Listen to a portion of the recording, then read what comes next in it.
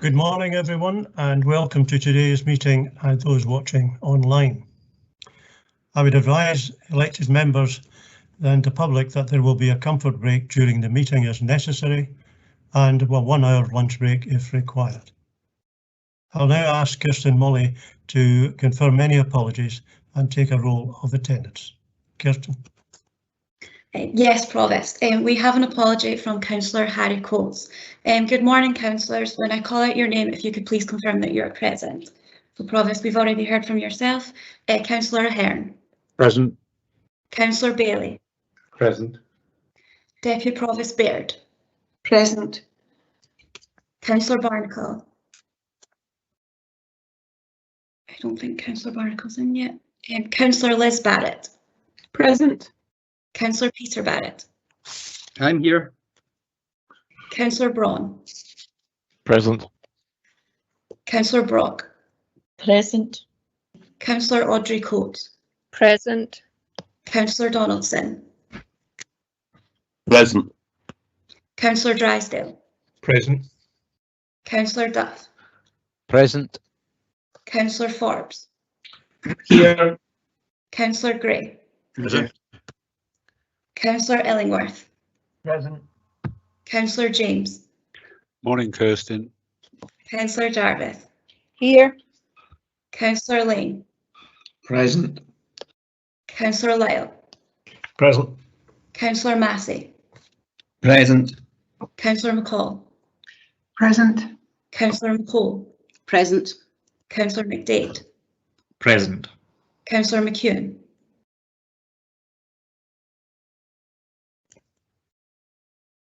Councillor McEwen. We'll come back. Councillor Parrott. I'm here. Councillor Pulver. Present. Councillor Purvis. Present. Councillor Reddick. Present, thank you. Councillor Reid. Present. Councillor Robertson. Present. Councillor Sarwar. Present. Councillor Shires. Present. Councillor Simpson. Present. Councillor Smith. Present. Councillor Stewart. Present. Councillor Waters. Present. Councillor Williamson. Present. Councillor Wilson. Present. And we'll just go back to, do we have Councillor Barnacle now? Yes, sorry for the delay. Yes, I'm Thank here, you. Kirsten. Yeah. And Councillor McEwen? I'm here, but I'm having problem with Teams. It's telling me to reconnect and reboot. I don't have access to chat. My screen's telling me this meeting's still pre-live, that it's not live. So I'm thinking of just rebooting myself and coming back in Okay, to see if that solves the glitch. Yeah, or hopefully IT colleagues could help. Well, thank you all councillors present, Provost. Thank you, Kirsten. And item 2 is the declarations of interest. Are there any declarations of interest?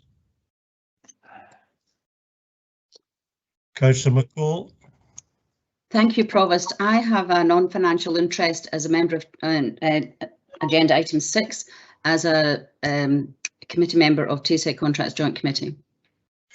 Thank you. They're all coming in thick and fast here, so give me a sec. Right. Okay.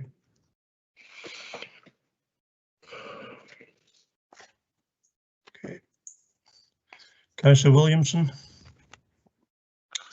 Thank you, Provost. I have a non-financial interest in paper 6 as a member of Tayside Contracts Board.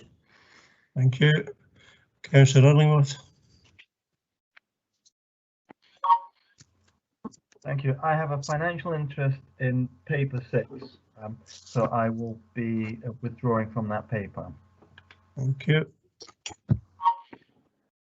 Right, I'm sorry, they're all coming in very, very fast. Just bear with me. Councillor Ahern. Yes, I have a non-financial interest in paper 6 as my daughter is an employee of Tayside Contracts in the kitchens. Thank you. Councillor Rebick. Thanks, Provost. I also have a non-financial interest in paper 6 as a member of the Tayside Contracts Joint Committee. Thank you. Thank you. Councillor Forbes. Same for me, Provost, a non-financial interest in paper 6 as a member of Tayside Contracts Committee. Thank you. Councillor Illingworth. I've already spoken, thank you. Oh, sorry, you've spoken. Thank you, Councillor Smith. I have exactly the same as Councillor Forbes, exactly the same. Thank you. Okay, I think that's everybody. Councillor Jarvis, Provost. Sorry? Councillor Jarvis, Provost. Councillor Jarvis, please apologies. Councillor Jarvis. Member of Tayside Contracts Board, therefore I have a non-financial interest in paper 6. Okay, thank you very much. Is that everybody now? Provost, just apologies. I forgot to say that, like Councillor Illingworth, I will not be partaking in the debate, so we should not be in any vote if it's called. Okay, thank you for that. Item 3, members, can we approve the previous minutes of the meeting of the 21st of April 2021, noting the following corrections. Councillor Frank Smith listed as present, and Councillor Harry Coates has been removed from the list of apologies and is only listed as present. Okay. Agreed. Agreed. Agreed. Thank you very much. Members, can I have your agreement to vary the order of business and to consider item 10 on the agenda at this point, which is the proposal to grant the freedom of the City of Perth to St Johnstone Football Club. Agreed. Have your approval. Agreed. Agreed. Agreed. Agreed. Thank you, members. Councillors, you're about to be asked to approve awarding the freedom of the City of Perth to St Johnstone, which is an honour bestowed on few people and organisations. St Johnstone Football Club have given their fans and the people of Perth and Kinross something great to celebrate during what has been one of the most challenging times many of us have ever faced. This season, as a result of winning the Scottish League Cup and the Scottish Cup, St Johnstone Football Club has added to the positive reputation of Perth with the exciting prospect of European football in season 2021-22. St Johnstone are only the 4th side in Scottish football to complete a cup double after Aberdeen, Celtic and Rangers. We cannot forget that St Johnstone is a small provincial family club that continually surprises the larger ones. As a lifelong Saints fan, I remember well the games at Muirton Park when the Saints were in difficult times. Never in my wildest dreams did I foresee St Johnstone winning the League Cup in 2014 and then go on to win it again this year and then go on to win the Scottish Cup, beating Rangers on the way and also Hibs in the final. I know just how much these victories mean to supporters and everyone associated with the club.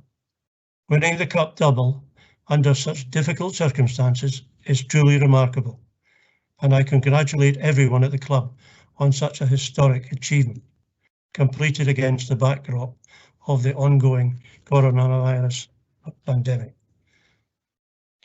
Aside from the football, St Johnstone Football Club is at the heart of the City of Perth and the local community through the club's charitable community trust, Saints in the Community, which provides a link between the club and the wider community. Given the club's success and their ongoing contribution and unwavering support to the local Perth community, it is considered appropriate to acknowledge their greatest season in an official way.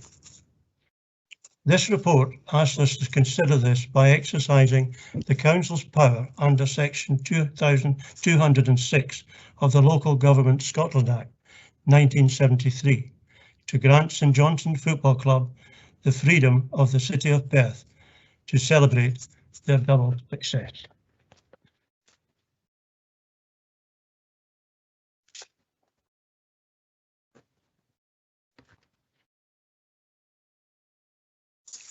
Now, can I ask Members, are there any questions on the report? Got Councillor Rebeck. Sorry, they're all comments. Are there any questions? If there are no questions, can I ask Councillor Lyle to move the report? Thank you, Provost. Good morning. St Johnstone Football Club have completed their greatest ever season and secured a place in the history books. It was a significant achievement to win the Scottish League Cup, and even more remarkable to win the Scottish Cup a few months later in the same season. To achieve a historic cup double in a year that has been particularly challenging in terms of the ongoing COVID pandemic, what an incredible success. To acknowledge their greatest ever season in an official way, we have been asked to agree the following: that St Johnstone is able to exercise its power under Section 206 of the Local Government Act 73 and to grant St Johnstone Football Club the freedom of the City of Perth to celebrate their double success in attaining the Scottish League Cup and the Scottish Cup in the same season of 2021. That the Freedom of the City of Perth ceremony takes place at a date and venue mutually agreed with St Johnstone Football Club when the coronavirus restrictions are relaxed and allow us to do so. And thirdly, that the Interim Chief Executive be requested to report to the Provost Subcommittee once details have been agreed so that the Freedom of the City ceremony can take place. Provost, I have great pleasure in moving this paper and look forward to the ceremony in the future. Thank you. Thank you, Councillor Lyle. Councillor Duff, would you like to second the report? Thank you, Provost. I'm delighted to add my congratulations to St Johnstone on their magnificent cup double, and I'm very delighted to second the report. Thank you. Thank you very much. We'll move on to comments, and I'll take as many comments as required. I think Councillor Rebeck, you were the first one. Thanks, Provost. I think Councillor Barrett was first, actually, but I'm happy to horse on if that's acceptable to Councillor Barrett. No problem, John. Thanks, Peter. McDermott Park sits in my ward, and I know firsthand the tremendous work that they do both in my community, and they are genuinely embedded in the fabric of Perth society. So I welcome this. I see firsthand that the work they do in my community, both in terms of football and on wider social issues, not least the Show the Racism, the Red Card campaign, but actually in many other levels as well. So I'm delighted with this award. I don't patronise anybody locally, although I have lived in Perth since I was 15 and it is my home. I was born and brought up in Edinburgh. I'm an unapologetic Jambo, with apologies to Councillors McEwen and Councillors Barrett. But nonetheless, I see the great work that this club does in the community, and I very much welcome granting the freedom of the city. It is well deserved. To win 2 cups in 1 year is quite an astonishing achievement, and they're to be commended for it. Thank you. Thank you very much. Councillor, hello, Councillor Barrett, please. Peter Barrett. Can you hear me, Provost? No, yes, I can hear you. Yeah. You can. Thanks, Provost. And Provost, I want to thank you for your swift initiative and leadership in proposing that St Johnstone Football Club are granted the freedom of Perth in recognition of their achievement in winning the cup double. And Provost, although I wasn't supporting them on the day, I want to congratulate the whole team, the manager Callum Davidson, Chairman Steve Brown, and all of the backroom staff on their outstanding achievement. I think Callum Davidson has proved to be an inspired choice of manager, and if things can only get better, then Perth and Sainties will be looking forward to a treble next year and even go one better than Man United in the Europa League. Provost, I know from bitter experience how difficult it is for clubs outside the old firm to compete for league and cup success.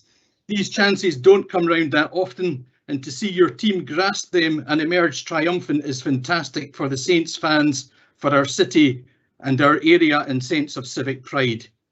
To win the Scottish Cup, Saints disposed of Rangers in the league who were the league winners in a glorious penalty shootout after the most sensational and climactic finish to extra time that there must ever been in cup football. I doubt if anyone will forget that when Rangers took the lead with only 3 minutes left of extra time and the bookies were presumably rubbing their hands in glee, only for Xander Clark to rise heroically to meet a Saints corner 2 minutes into injury time of extra time and nod down for Chris Kane to score with what was the most delicate of touches. Xander's double save then in the following penalty shootout would have merited the freedom of the city on its own. Provost, there are, however, no winners' medals or Hall of Fame places for semi-finalists, and though it grieves me to say it, St Johnstone outsmarted and outplayed Hibs in the final to guarantee their unique and unrivalled place in the club's 137-year history. Saints won the League Cup in style too, topping their group, and although in the unseeded half of the draw they beat Motherwell, Hibs again, they were absolutely our bogey team this year, and Sean Rooney providing a sign of things to come, scoring the first of his cup-winning headers in the final. Provost, the report highlights the significant contribution that St Johnstone make to our civic life in terms of tackling racism, promoting equalities and inclusion within disability sports activities and their adult mental health and well-being programme, which should have celebrated its 10th anniversary last year, but which is being marked this afternoon. And I will, if this meeting finishes in good time, be at McDermott Park to join them to do that later today. Provost, I've been fortunate enough to work with Saints, as other councillors have, through Show Racism the Red Card, their work in schools, and throughout the pandemic I've been ever grateful to them for the work they have done to prevent hunger and food poverty through the give or take boxes. The club's footballing achievements and community contribution are both outstanding and entirely merit the award of the Freedom of the City of Perth. Thank you, Provost. Thank you, Councillor Barrett. I may not be 100% there's so many names coming in here now, but play with me and I can make sure I get everybody in time. Councillor Hearn.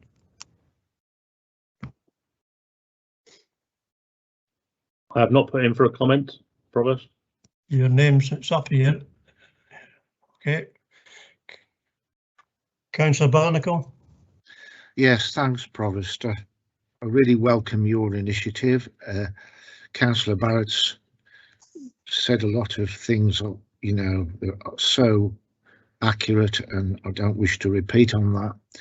I have two football teams, one in England, Wolverhampton Wanderers, which goes back to when I was 6 years old.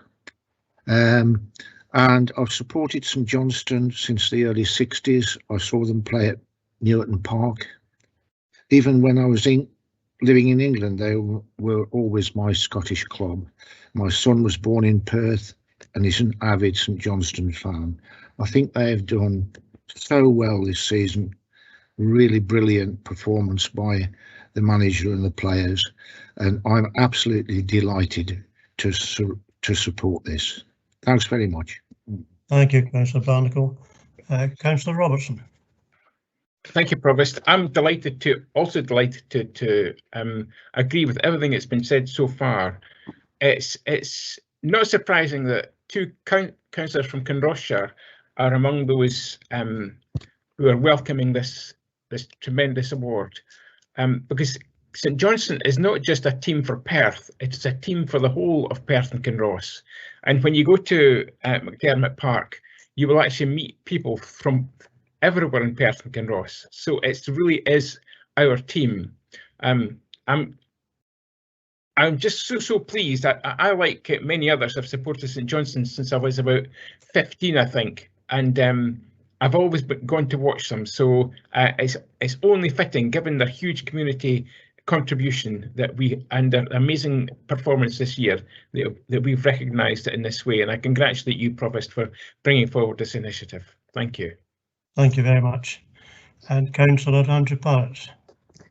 Thank you very much, Provost. I have to say I'm normally one of those who thinks that round is a funny shape for a ball, but that's a personal affliction. St Johnstone have done the city and the wider county absolutely proud this season, and beyond that, this is a football club that is fully embedded in our community and does a mass of good work in our community. And in the modern world, if this is not an occasion when we should consider conferring freedom of the city on a group, I don't know what is. I'm fully behind this measure and think that St Johnstone have served the city extremely well this year, but that's just the pinnacle of an ongoing contribution to our city's life. Thank you. Thank you, Councillor Barrett. I can't see anybody else. Is there any other comments? No. So if there are no more comments, do we agree with the report? Agreed. Agreed. Agreed. Agreed. Thank you. We'll look forward with bated breath to hopefully this pandemic will allow our celebrations for the football club at a later date. I'm now going to hand over to the Deputy Provost, who will take the following items on the agenda today. Thank you. Thank you very much, Provost, and I too welcome the freedom of the City of Perth to St Johnstone Football Club. We now move on to the Treasury Activity and Compliance Report 2021-20 Quarter 4, and I will now invite Stuart Mackenzie, Head of Finance, to introduce the report. Thank you, Deputy Provost, and good morning, councillors. This report advises Council of Treasury activity undertaken during the quarter ending 31st of March 2021. Borrowing rates were still low, increased marginally over the period. During the quarter, one maturing PWLB loan of £5 million was repaid, reducing the Council's total long-term debt from approximately £539 million to £534 million at the end of March. To manage cash flow pressures arising largely from the business grant schemes introduced over this period, a significant amount of short-term borrowing was, however, undertaken during the quarter, which will be fully repaid by the end of June. The Council's total investments stood at approximately £237 million at the end of March. This includes £30 million of revenue support grant funding received from the Scottish Government in the last 2 weeks of the financial year.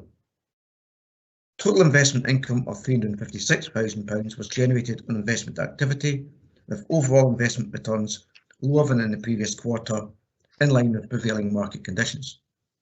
There were no breaches in compliance with Treasury and investment policy, and all prudential indicators remain within approved limits. Happy to take questions, Provost.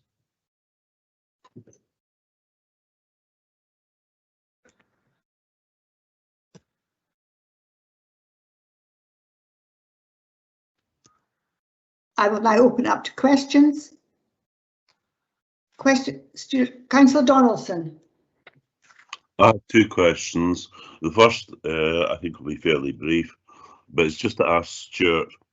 You've set out the figures on Public Works Loan Board rates, certainty rates, 50-year money. Though it's gone from 1.4% to, I estimate, 2% from the graph. But that was, Stuart, at the 31st of March. We're now about 3 months on. What's the current position? Thank you, Councillor Dawson. About 1.8% for 50-year money. So it's actually fallen over the last 3 months. Yeah. And these are still historically very low rates indeed, but that's bouncing around the 2%. It's bouncing around the 2% figure of thereabouts for 50-year money. Okay, I have another question, but I'll let others in first. Thank you, Councillor Liz Barrett. Thank you, Deputy Provost. I'd like to thank Mr Mackenzie for this very comprehensive report and just ask if he could please confirm at 5.5, is the increased risk against collection of commercial rents taken into account in the latest projections of 1.8 million? Thank you, Councillor Barrett. Yes, effectively yes, but that's a projection based on collection experience to date. Obviously, that will be updated throughout the course of the year. But sorry, that was a projection towards the end of the year, so that will reflect the position. Thank you. I was about to say that as we go through following subsequent reports, you'll see these figures in each report because our investment property portfolio forms part of a wider portfolio, and the projections are updated on a regular basis. Thank you. Thank you. Councillor Parrott. Thank you very much, Deputy Provost. I'm at paragraph 3.2 on page 8, and I note the £5 million reduction in the long-term debt over the period. Can I just confirm with Mr Mackenzie that that represents a saving to the council's revenue budget of in the order of £140,000 a year? And can Mr Mackenzie give me a steer as to what is, if you like, the trending direction of our long-term debt at the moment? Is that decline presently a blip, or is that indicative of a longer-term slow decline at the moment in our overall debt? Thank you. Councillor Parrott, our overall projections, as you can see from the potential indicators, of our debt will increase in line with our planned capital expenditure. So we've obviously had something of a hiatus in capital expenditure in the previous financial year for reasons which are well rehearsed at council. So what you're really seeing is a bit of a blip. We've had no new borrowing undertaken because we've sufficient resources to deliver the capital programme for the next 12 months, perhaps longer. So the blip is temporary, but longer term, the direction of travel is that our long-term debt will increase because our borrowing will have to increase to finance the approved capital programme. Thank you for that. My apologies for not picking it up in the appendix when it was there. Thank you. Thank you. Councillor McDade. Thank you, Deputy Provost. Thank you, Mr Mackenzie, for your report. I've got a question around capital borrowing policy in terms of if we essentially take on responsibility for the borrowing of an arm's length organisation which we're part of in some form or another. How does that work? So what the regulations allow us to do is to lend to certain third parties. So the regulations are quite restrictive in terms of who we can lend to. But if we were to take an example of perhaps an organisation which had a relationship with the council, I think that's what you're alluding to, then the council can effectively borrow for capital expenditure on behalf of that organisation. That would then necessitate a discussion around how the borrowing costs, the debt servicing costs were resolved. And that would be a discussion with the organisation with whom we were borrowing for.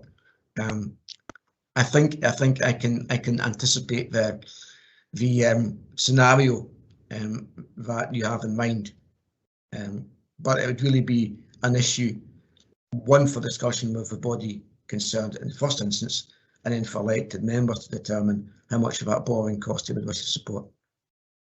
Okay, supplementary, if I may, Deputy Provost. Yes, you may. Thank you very much. Thank you very much, Mr Mackenzie. That is helpful, and I'd be grateful perhaps if you could email me where I might find the specific regulations so I could read up on them in a bit more detail.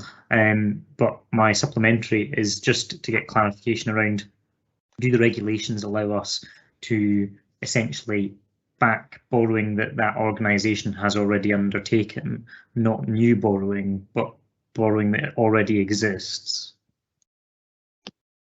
We're effectively doing that through the payments we're already making.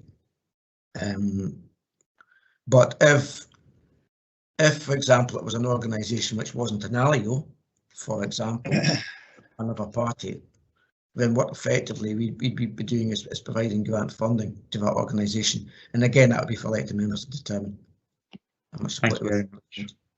But in terms of the reason I quote the regulations is in terms of who we can borrow effectively on behalf of. The regulations are prescriptive on that. Thank you. Councillor Drysdale. Thank you, Deputy Provost. And first of all, if I may, I was lost connection during towards the end of the item on St Johnstone, and I had intended to make a comment. And if I may, just very briefly, just say that as someone who has, perhaps should have declared an interest in this myself, but as somebody who has been involved in professional football for 25 years, I know how difficult it is to win one thing in 1 year, never mind two. So my heartfelt congratulations to St Johnstone, and thoroughly deserved honour. Okay. But now moving on to this this paper, I'm at page 19 of the papers, and the long-term debt outstanding, which is set out in table C. I have a question regarding the money market loans, the lender option, borrower option loans that have been outstanding for a number of years, and as we can all see there, the interest rate for that is 2% higher than we are able to typically get through the Public Works Loan Board. That means effectively an additional interest cost per year of £864,000, a lot of money. I'm aware that both Barclays and RBS offered opportunities in years gone by to come out of these money market loans. I wonder whether Perth and Kinross Council considered that, indeed whether we are considering it now, or alternatively whether we are, in Mr Mackenzie's view, stuck with this for this high level of interest rate for a long period. The money market loans we have are LOBOs. Members will be aware of some controversy in local authorities in England regarding the issue of LOBOs.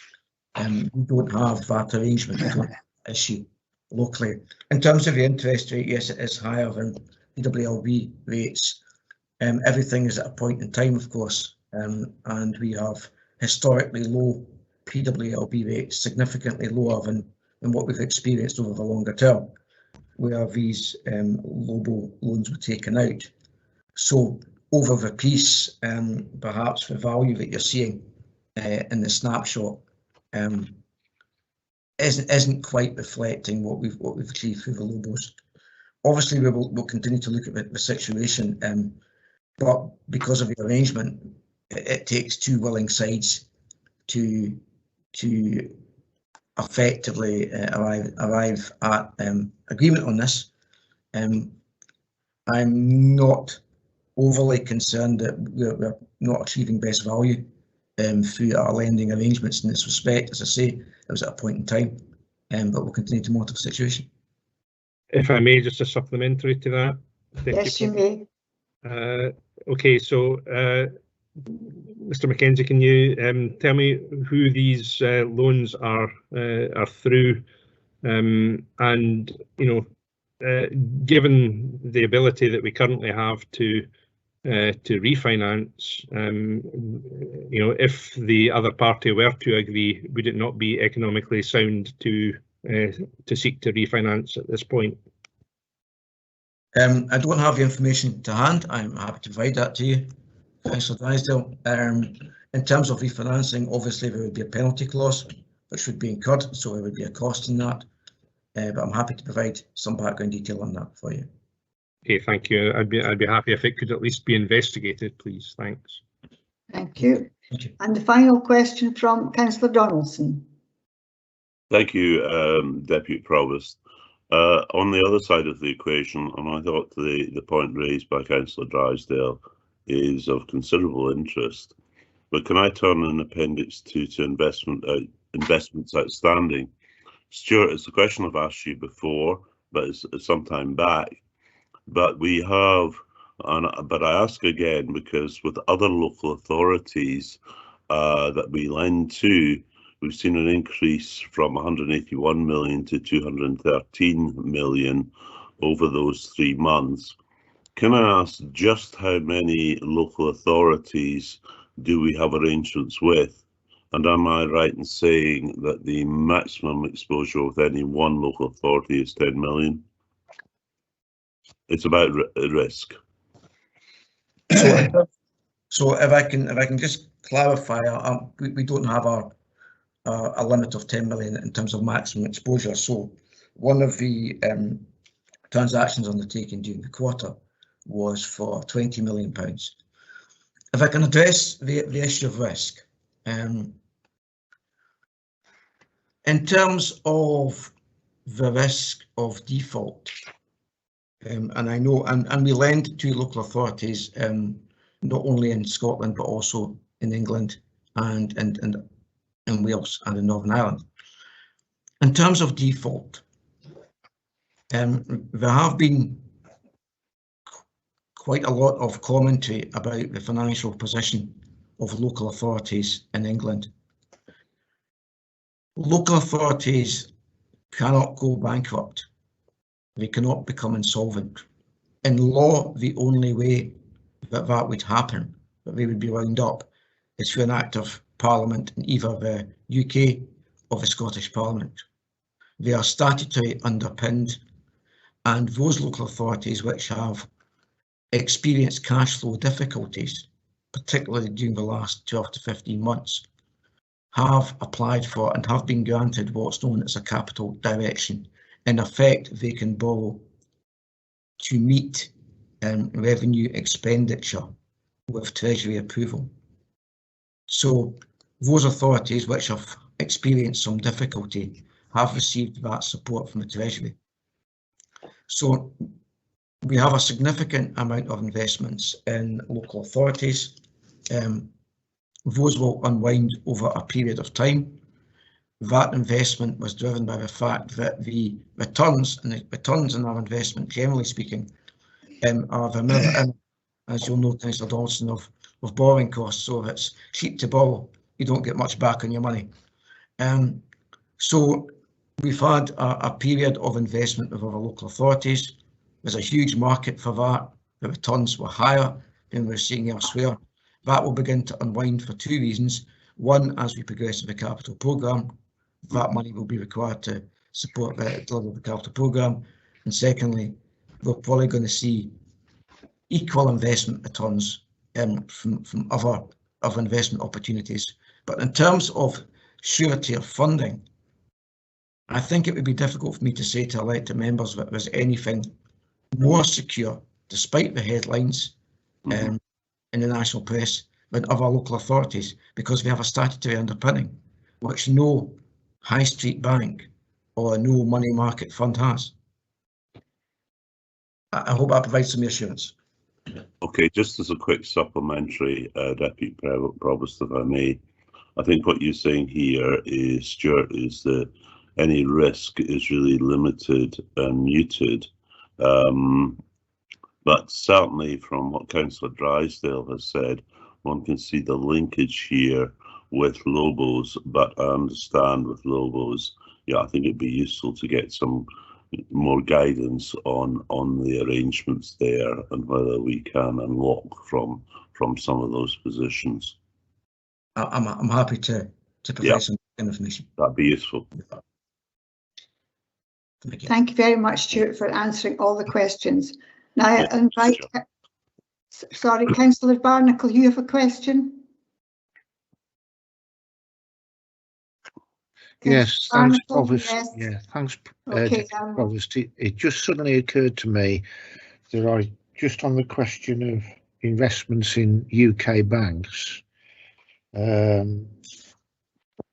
Stuart will probably be aware of the Financial Services Compensation Scheme and the government threshold of £85,000 per institution.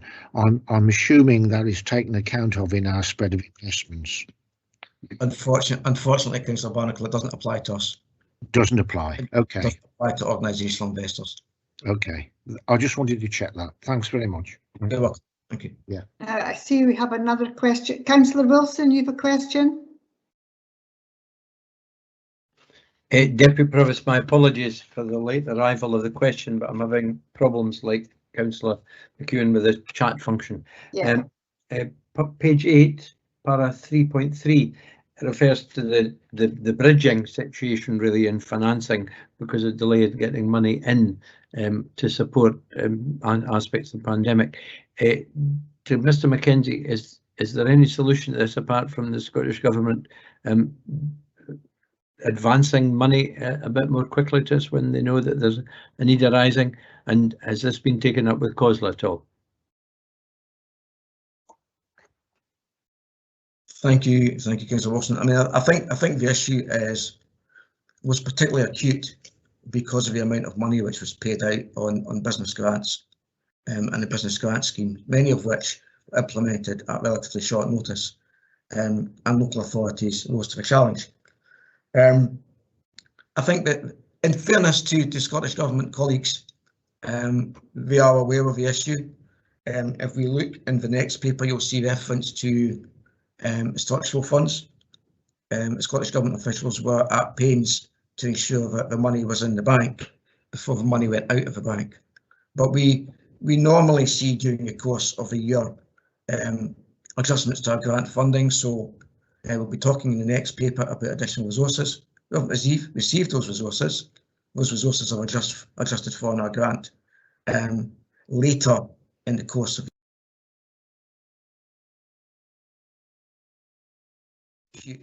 the earlier part of this period, in the January-February period, when we had significant amounts of money going out in business loans, but a catch-up of that money coming back in, which is why I alluded to the fact that part of our balance at the end of March reflects the fact that over £30 million came in over the last 2 weeks in March.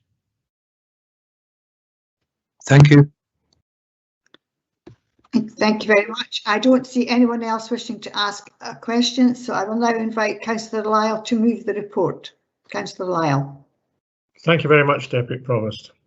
In line with best practice, elected members are provided with an update on Treasury management activity on a quarterly basis. This report sets out the activity for the period of the 1st of January to the 31st of March 2021. The Head of Finance has already provided elected members with a detailed analysis on the activity that's set out in the body of the report. This quarter included a second lockdown as a result of the ongoing pandemic. As a consequence of this, there remained considerable uncertainty over the Council's cash flow, resulting in an increased level of short-term borrowing to meet the ongoing COVID-19 related expenditures. Investment activity was therefore lower, with the fixed deposits that were undertaking having been arranged in the previous quarters. The need for day-to-day use of instant access facilities also increased in the current quarter. Once again, there are no breaches in compliance with approved investment strategy, and the Council's indicators show that the Council's plans remain prudent, affordable and sustainable. The Council is asked to note the contents of this report, and I'm happy to move the report. Thank you, Deputy Provost. Thank you. Can I call upon Councillor Duff to second the report, please? Thank you, Deputy Provost. As always, a comprehensive and clear report on our Treasury activity for the quarter ending 31st of March, with no breaches in compliance. I'd like to thank Mr Mackenzie and our Finance Department team for all the work they do to manage the Council's finances. It's never been an easy job, and in the current circumstances, I'm sure that it has been a much harder task in recent times. Thank you, Deputy Provost. I'm happy to second the report. Thank you very much. Are there any comments on this report? I don't see anyone wishing to make any comments, so we're happy to. Sorry, Councillor Braun. Thank you, Deputy Provost. Just a quick comment referring back to the economic background, if I may, which wasn't mentioned. Unemployment statistics are always a concern, and recording the unemployment rate rise to 5% for the 3 months to January 2021 is sad to see, particularly as this is the highest rate for the last 5 years. However, as the paper details, the increase could have been much more if not for the continuation of the job retention scheme. And the importance of this scheme cannot be underestimated in the current climate. So I was interested to note that in the press this week that Ian Blackford, the SNP leader at Westminster, is lobbying the Chancellor to extend the scheme further. So I take that this means he now appreciates the funding support given by Westminster and recognises the benefit of being part of the United Kingdom. Thank you, Deputy Provost. Thank you, Councillor Braun. I don't see anyone else wishing to make a make a comment, but I'll just hold on a second in case they're having problems with the chat box. But if Councillor Lane. I just thought I'd come back and comment on Councillor Braun's assumption that the money is coming from Westminster and doesn't go down there from Scotland. As usual, trying to make a political point that is unnecessary at this. Thank you very much. I don't see any other comments. Okay, so we're happy to agree the report. Agree. Thank you. Now we go on to revenue budget 2021-2022, and this is the update 1. So I can now invite Stuart Mackenzie, Head of Finance, to introduce the report. Thank you, Deputy Provost. I appreciate that members have already received a presentation on this report earlier last week, so I will keep my comments brief. This report provides an update on the Council's outturn position for 2021 and specifically on the balance on the COVID-19 earmarked reserve, together with an update on further funding which will be received in the current financial year. In January, Council approved the creation of a COVID earmarked reserve to provide some capacity to address the likely financial challenges presented by the pandemic.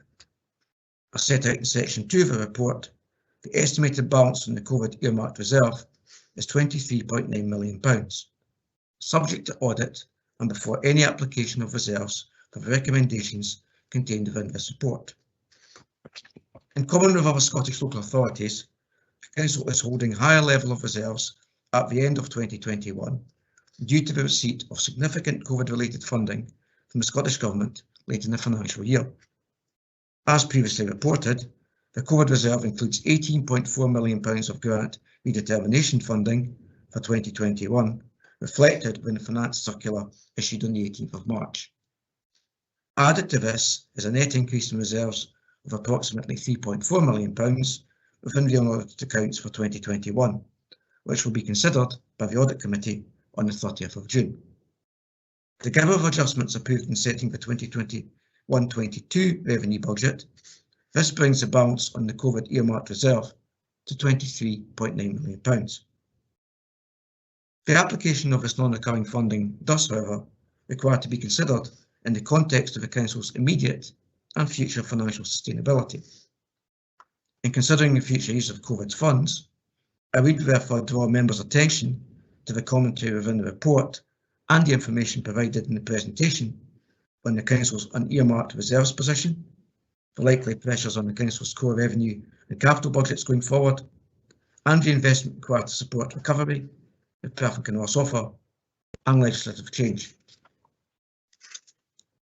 As members will be aware, the Council has previously established a Perth and Kinross offer member officer working group, and it is recommended that any proposals for strategic investment funded from the COVID reserve be considered by the MOG in the first instance.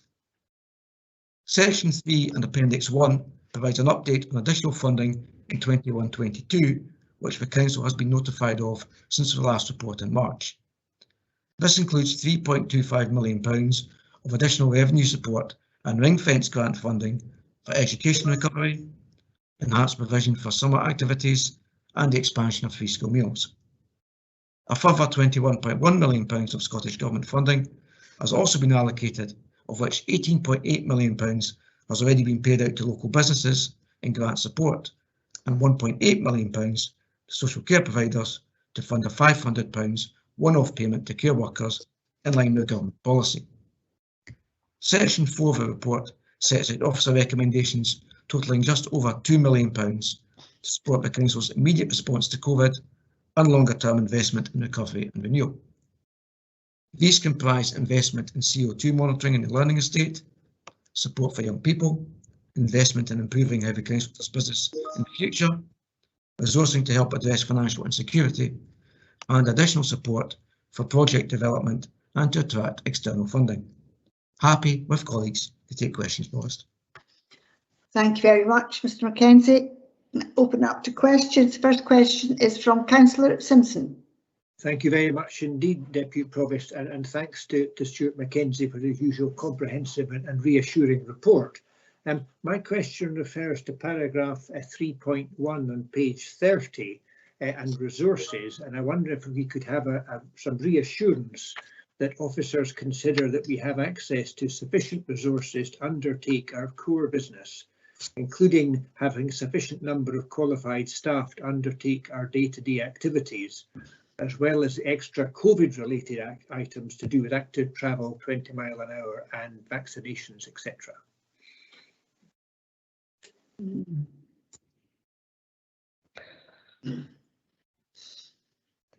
Councillor Simpson, I'm happy to answer that question. I think it would be very fair to say that staffing to meet the demands and services at the moment continues to be a challenge.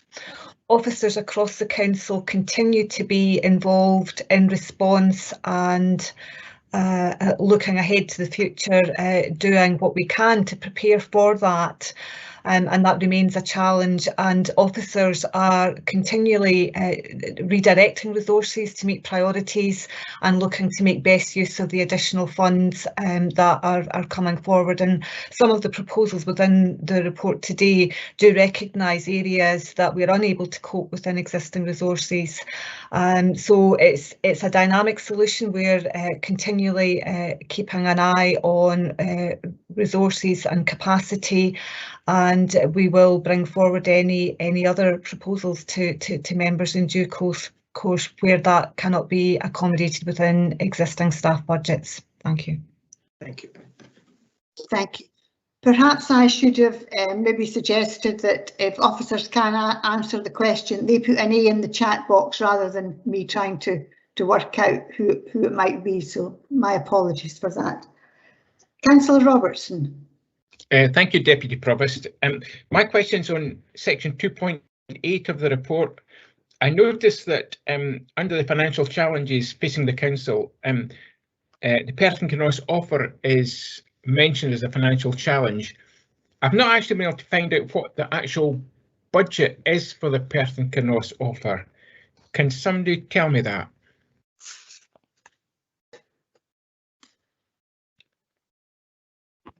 I'm not quite sure who's going to take this question. Either Scott or Fraser, I would suggest, Provost.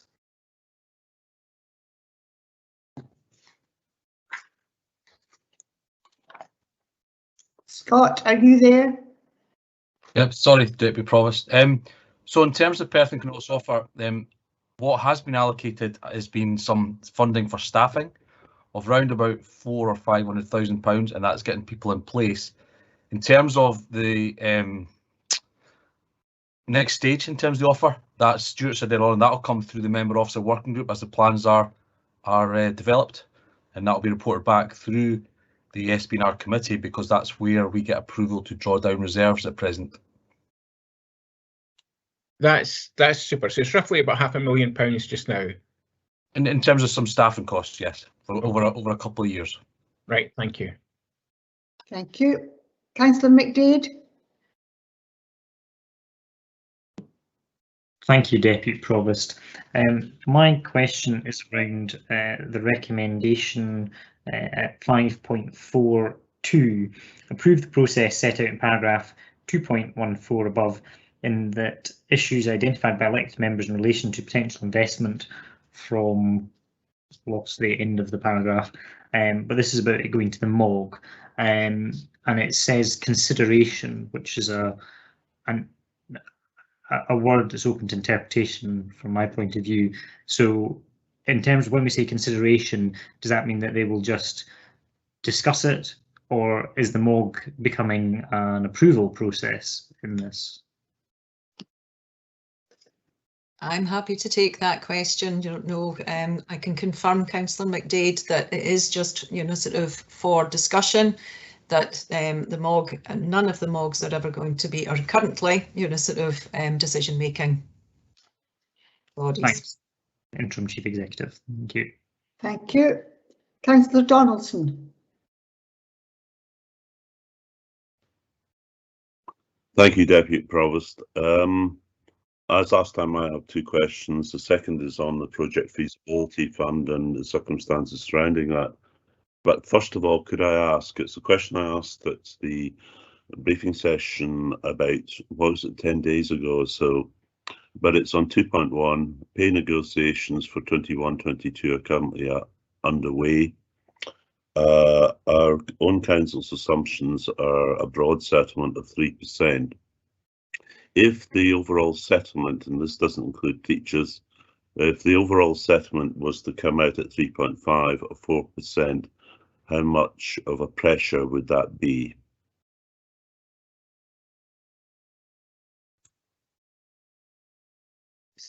Stuart, are you answering that one? Or?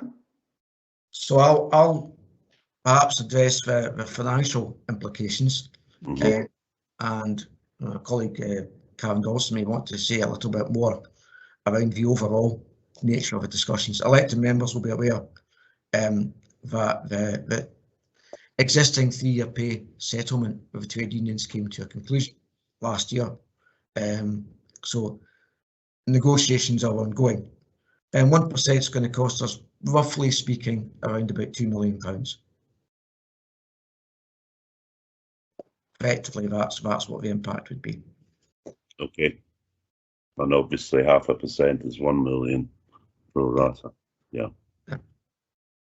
And do we have any, I think Karen's going to answer as well, do we have any broad indications as to when those negotiations might be concluded, or is it just ongoing at the moment?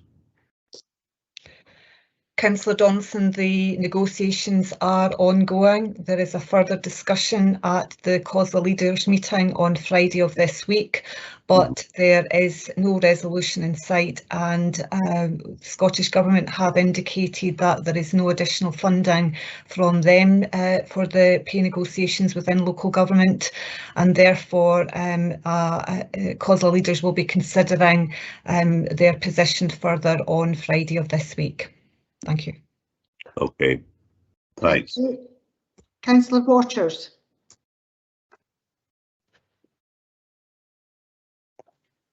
Thank you, Deputy Provost. My question's on the carbon dioxide monitoring in the schools estate and the schools.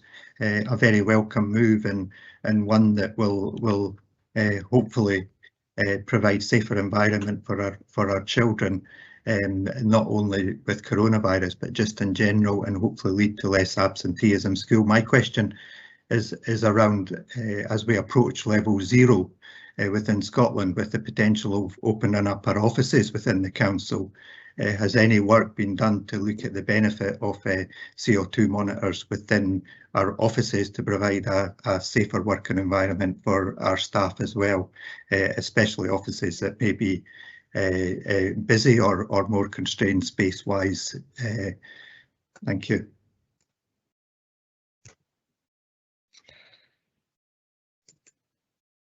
Thank you. Who's taking this question?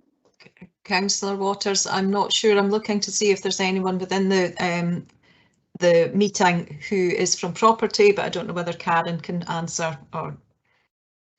I'm happy to provide an initial response with a follow-up and further information, but the property team have been carrying out surveys across all of the council estate, schools and other offices to ensure that they have been safe for staff and any users of these buildings, and ventilation is one of the things that they have been looking at and making adjustments.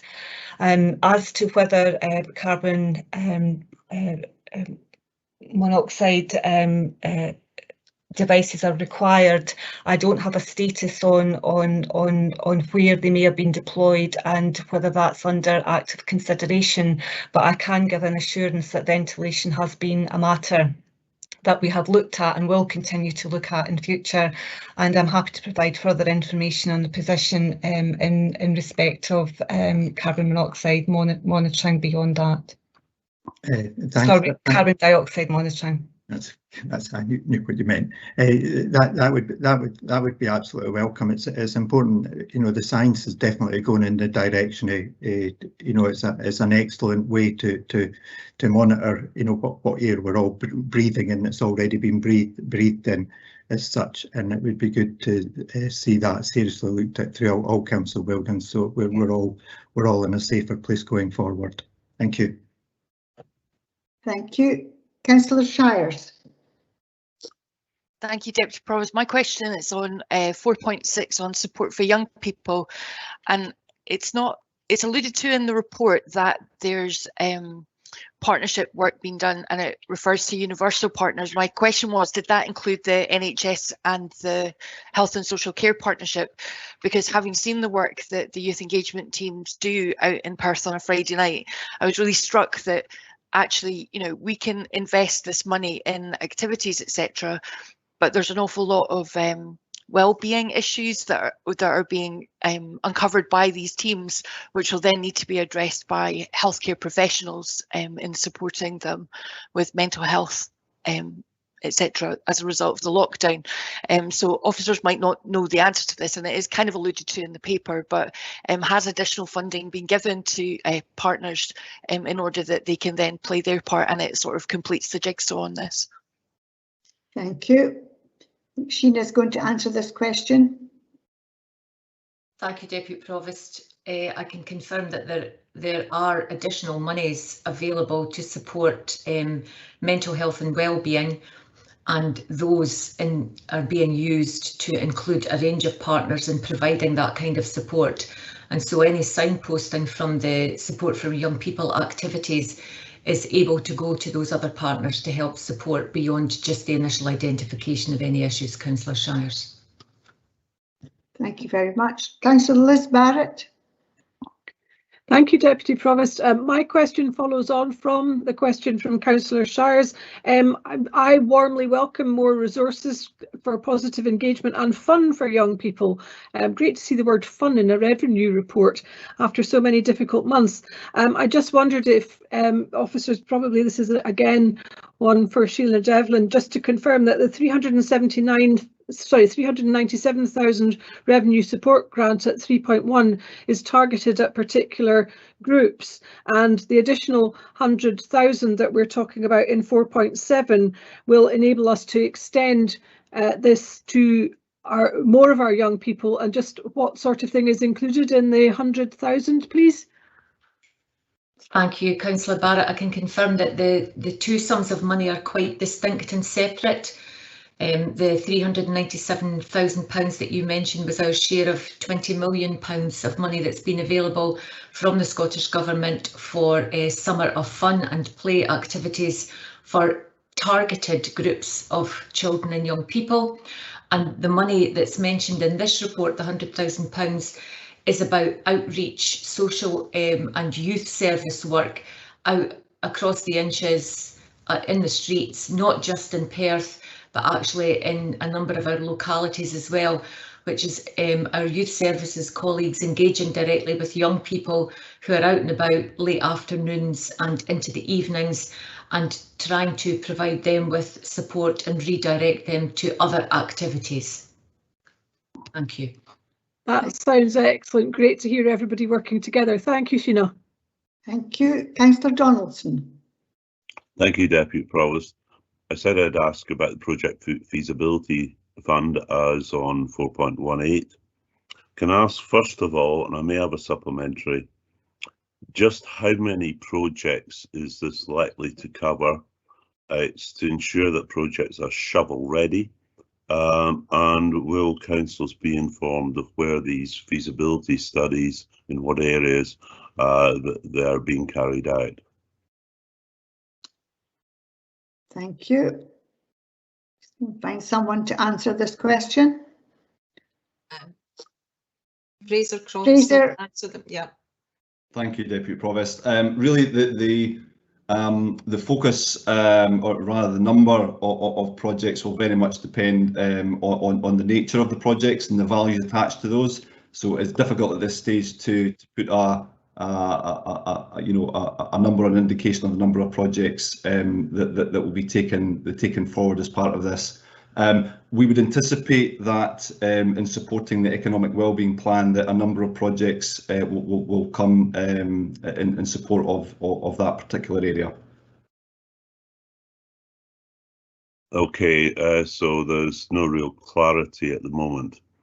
I do think it's important that councillors are informed of where the feasibility studies are being carried out and they have an early input.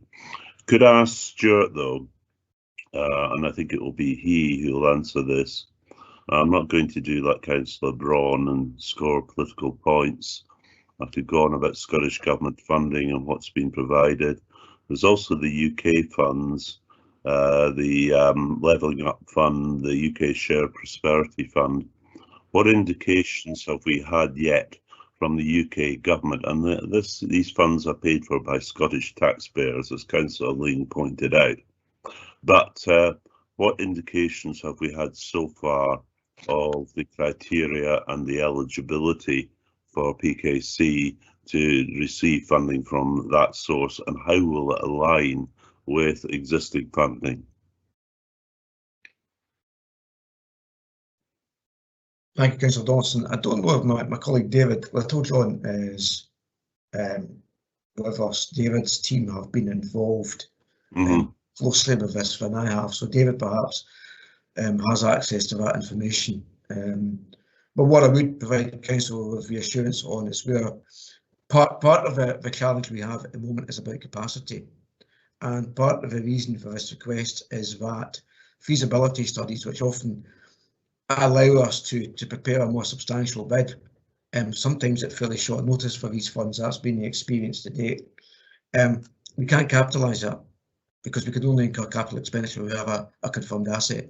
So the challenge has been how do we resource this, how do we finance that sort of work to allow us to potentially access resources going forward. So part of the intent behind the allocation of this revenue resource, non-recurring as it is to allow a little bit of that capacity.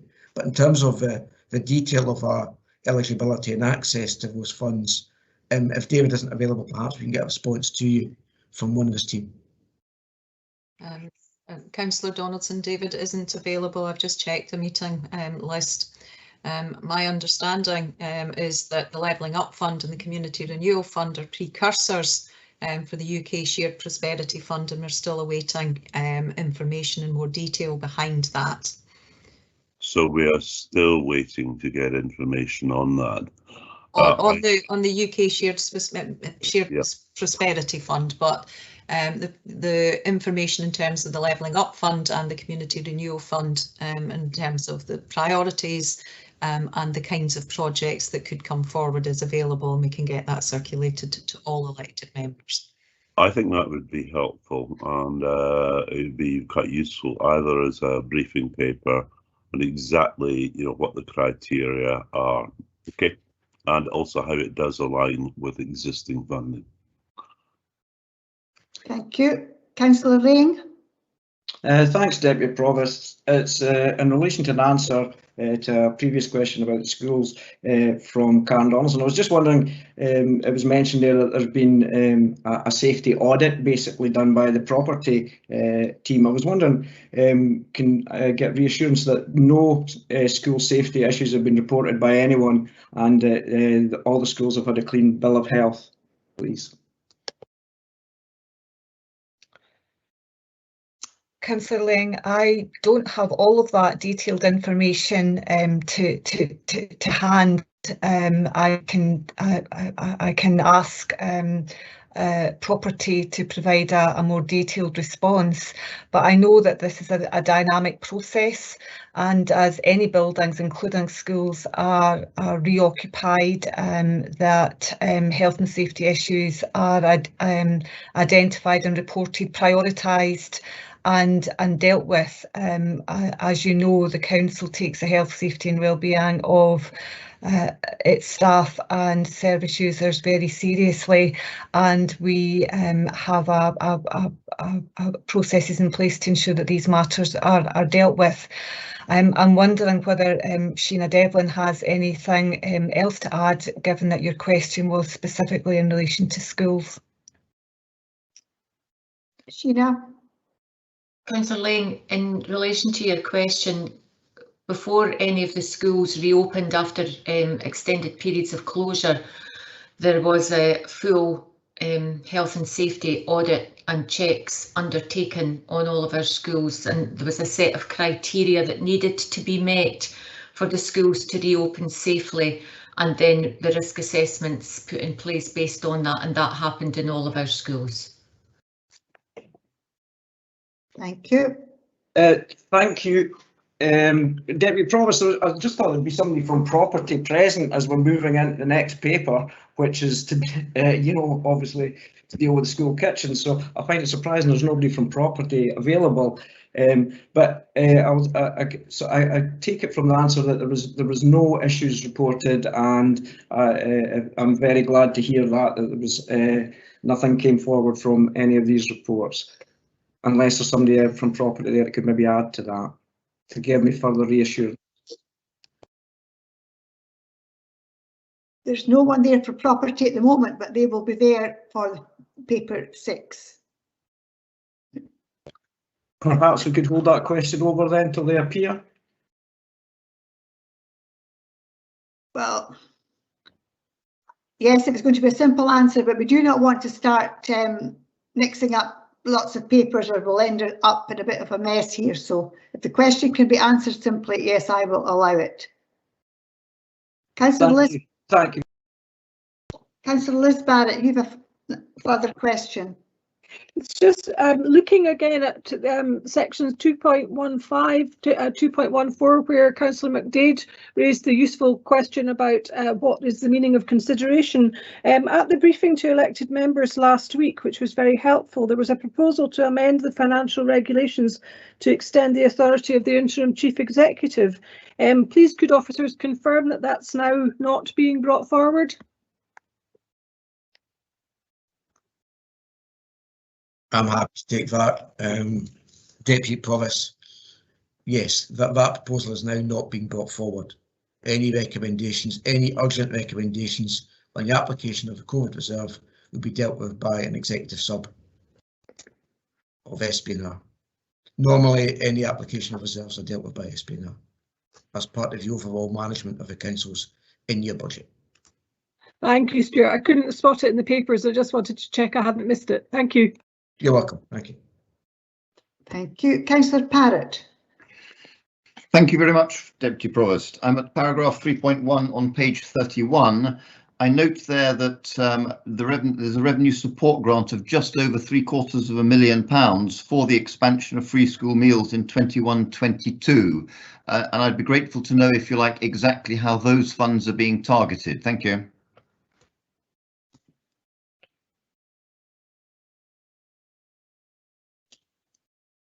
Stuart, are you able to answer that? Or Greg? I'll come in, Deputy Provost. Okay. Yes, Councillor Barrett, the bulk of the money will go towards the lost income of obviously not charging pupils for primary 4 and primary 5. In addition, equipment, cutlery, etc. will be purchased, and in addition there will be additional support staff for schools to manage the lunchtime period. Thank you very much. Thank you.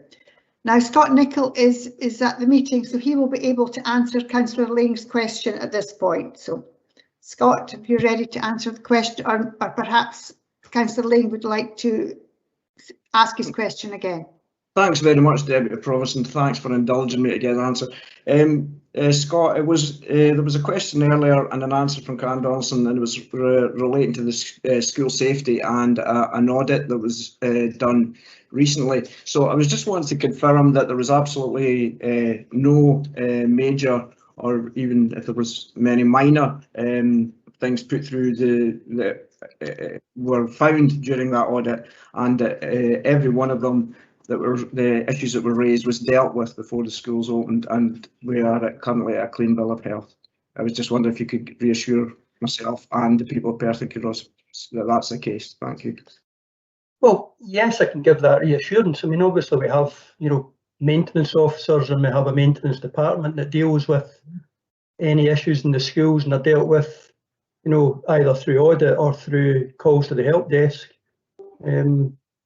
Sorry, I wasn't here earlier on for the meeting, so I didn't hear the full detail of the question, but that, we obviously have corporate landlord service with a maintenance department that deals with all these matters.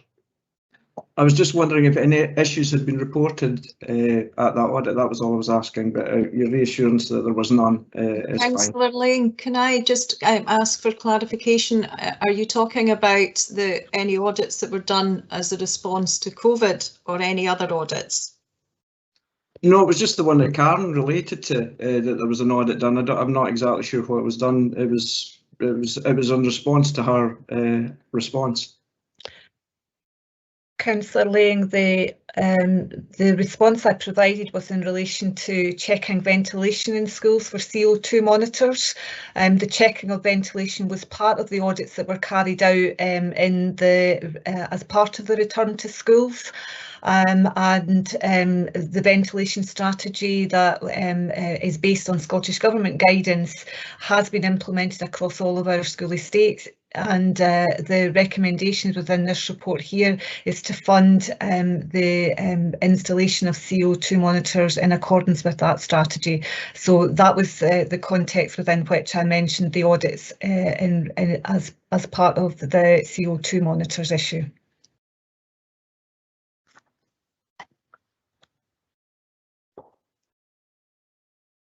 Councillor Lane, does that answer the question that you wanted answered? I'll just take it reassurance there was nothing untoward, and that's all I really was asking for, and nothing was reported as untoward, so that's fine. Thank you. Thank you. I am being very lenient at this point in the day. Councillor Waters, are you looking for further answer to the question that you asked? Yeah, mine was very different from Grant's. Went off on looking at something else there, but mine was very much based on, you know, the scientific benefit of the CO2 monitors within the schools, and from a safety aspect, and to monitor what's happening to the air. And the question was very much based around our office estate, and what work has been done to provide similar monitors, the potential of similar monitors within office space, as we look at the potential of more staff returning to offices. And it was very much based on the offices and the safety of the staff working in our offices.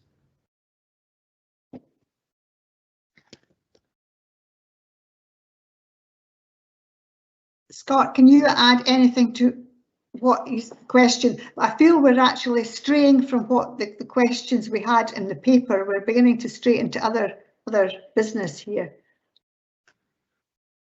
The question was very much around the CO2 monitors and the benefit they bring, which is welcome with the schools. And I think to ask if that's been rolled out wider within you know, the offices which we have responsibility for, I think is quite a reasonable question to ask. Councillor Waters, it's Karen Donaldson again. I've been able to establish that CO2 monitors are already installed in some buildings as they have been refurbished, so they are already in situ in some of our buildings, such as the council building at 2 High Street, and will be considered as part of our future strategy. There are no plans to put them in every building at this point in time, but that will be considered because of the benefits associated with that, but it will be looked at on a case-by-case basis. Thank you. Thank you. Now the final question in this section is from Councillor Parrott. Councillor Parrott. Deputy Provost, I think I've asked my question and had it answered. Thank you. Oh, beg your pardon. Right, okay then, thank you. I see that's all the questions, and thank members for all the very interesting questions we've had on the revenue budget. It's been quite a lively discussion, so that's very good. I can now invite Councillor Lyle to move the report. Thank you very much, Deputy Provost. This is the first revenue budget update for the year 21-22. This report provides elected members with a helpful reminder and update on the COVID-19 earmarked reserve. Our prudent approach to financial management has meant that we've been able to identify just under 24 million to provide some financial resilience over the short and medium term. This now includes the application of our unaudited 2021 account for an underspend of 3.4 million. At this point, I would like to express my sincere thanks to our Interim Chief Executive and our senior management team for their diligent management of our finances throughout this most turbulent of years. Whilst the COVID-19 earmarked reserve appears to hold a relatively healthy amount of money, I would wish us to exercise caution in how we might choose to apply it. For example, we don't yet know the full impact of COVID on the Council's income, and we don't know the impact on expenditure. We don't know how much investment in service redesign will be required to ensure that we're able to meet the needs of our citizens and communities. We don't yet know the wider implications of COVID-19 on our economy, particularly our local economy and communities. The report also provides an update on additional funding received since our last update at the end of March. Finally, Deputy Provost, I very much welcome the proposed application of around 2 million of reserves to support several initiatives that will protect our citizens, including carbon dioxide monitoring in our schools, additional support for our young people, and financial insecurity for our most vulnerable households. The report will also provide funding to take forward a couple of other exciting initiatives. Firstly, the Working Smarter for Perth and Kinross that the SP&R committee recently approved, and secondly, a project feasibility fund that will provide capacity to both develop shovel-ready projects to allow us to take advantage of external funding opportunities as they emerge, and furthermore also to seek new external funding. I look forward to receiving further updates as the financial year progresses, and I'm happy to move the report. Thank you, Deputy Provost. Thank you very much. Can I invite Councillor Duff to second the report, please? Thank you, Deputy Provost. As we have heard, members have had the opportunity to receive a briefing on the impact of the substantial COVID-19 earmarked reserves we are currently holding. However, I am sure we all appreciate the challenges which the pandemic is presenting still and will do for some time, and for which these reserves will be required. I welcome the details of a number of additional funding sources which will support, among other things, education recovery, food security during the school holidays, and the provision of summer activities for our young people. Section 4 seeks approval to allocate some of the reserves to a number of necessary and very worthwhile projects, such as support for our young people tackling financial insecurity and the development of projects which could take maximum advantage of funding opportunities at both UK and Scottish Government levels. The recommendations are set out in 5.4 of the report, and I have much pleasure in seconding the report. Thank you. Thank you. I'll now open up for comments. Anyone, any comment on this report? I don't see any comments in the chat box yet, but it may be a bit slow. Well, I still don't see any comments. Oh, sorry, Councillor Donaldson.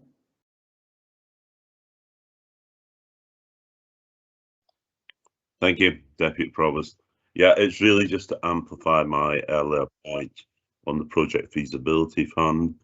I welcome the fact that we're trying to do things more on the front foot and to look at potential shovel-ready projects, so there isn't a big gap between approval of a project and it actually being implemented.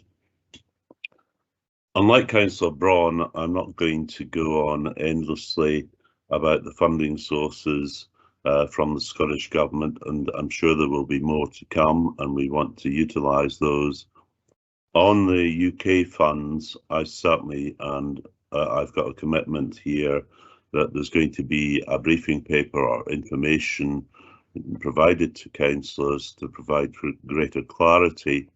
But I think it's important that we understand how those UK funds are going to operate. We've seen all sorts of stories about south of the border, and also how they are going to align with existing funding sources. There are governance issues here, but that is all. Thank you very much. Councillor Wilson. Thanks, Deputy Provost. I want to follow on a couple of points.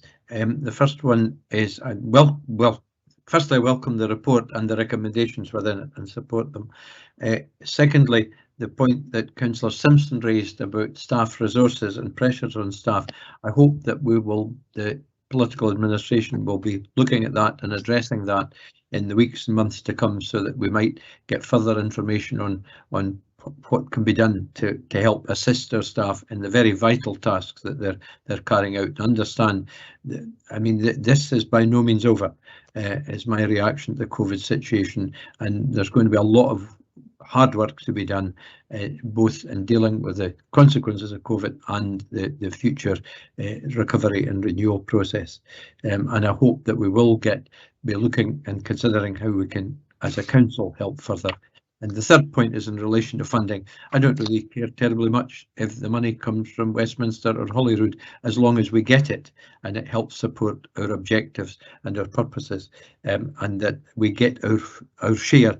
And I think we should spend less time maybe not on point scoring, but even mentioning the subject, but just on welcoming funds that we get as a council and making good use of them. Thank you. Thank you very much, Councillor Wilson. And I don't see anyone else wishing to make a comment, but if anyone is in the chat box not working, please indicate now.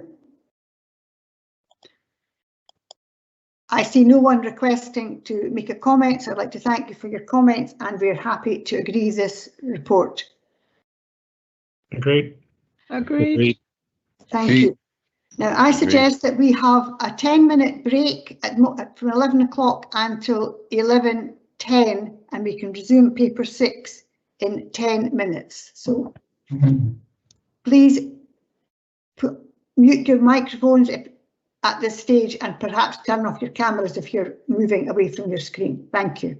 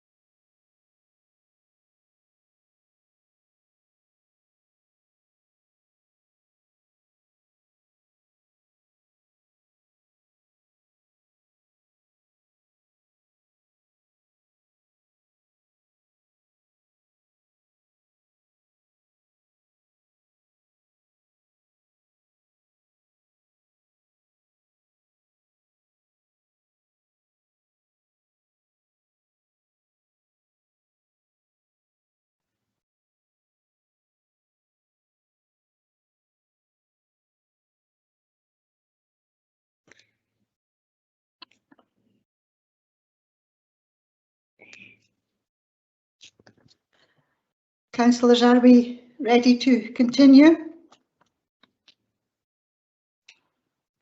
Yes. Absolutely. At least somebody's there anyway, that's good. All here. Good. Right, we now move on to paper 6. The strategic direction for the delivery of universal free primary school meals, including breakfast in Perth and Kinross by August 2022. Can I invite Sheena Devlin, Executive Director, to introduce the report? Sheena.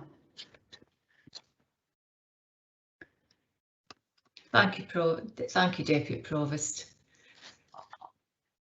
Deputy Provost, councillors, today we are seeking a strategic decision from full council to implement a new operational requirement, that is the rollout of universal free school meals for all children and young people in primary schools across Perth and Kinross.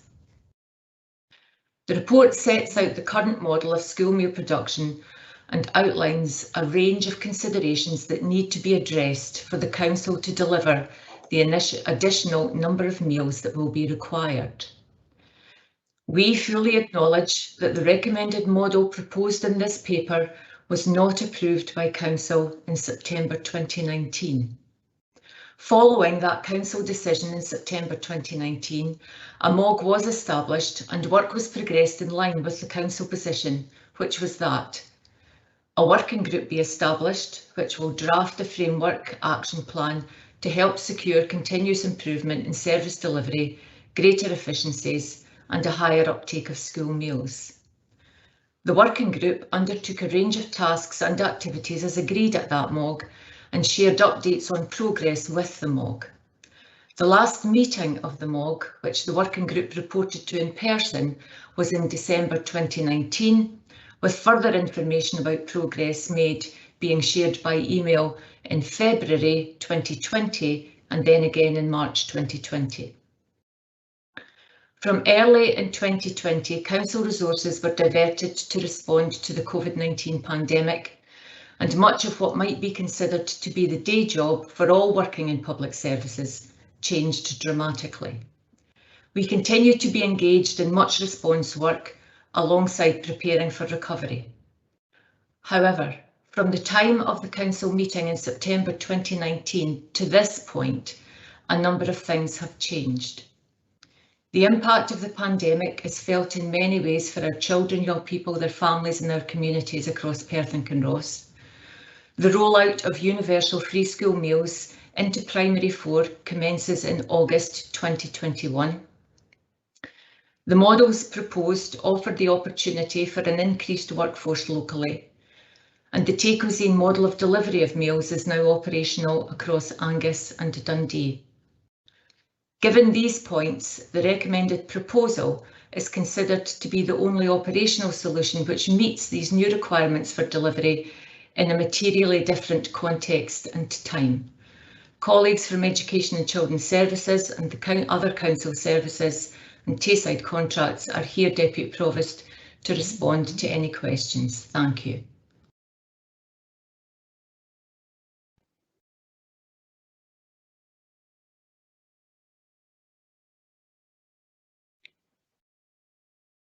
Provost, sorry, Deputy Provost, sorry, you're on mute. Just to have clarified on the opening statement, so perhaps I'll be lenient and allow Councillor Lane to ask for this clarification at this stage. Thank you very much, Deputy Provost. It was to correct the opening statement by Sheena Devlin, is that when she stated it was the council position, it still is the council position. Nothing has changed since that decision in 2019, and I'm afraid that the way that that's phrased sets a tone of how this paper has been prepared. That was still the council position until there's a different decision taken today. So I'd like clarification that either I'm correct or the statements.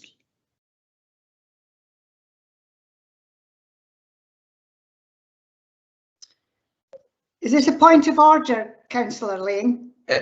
Well, it is. I suppose it is a point of order because it was stated there that the position about the provision of school meals was the council position. It is the council position. It still is.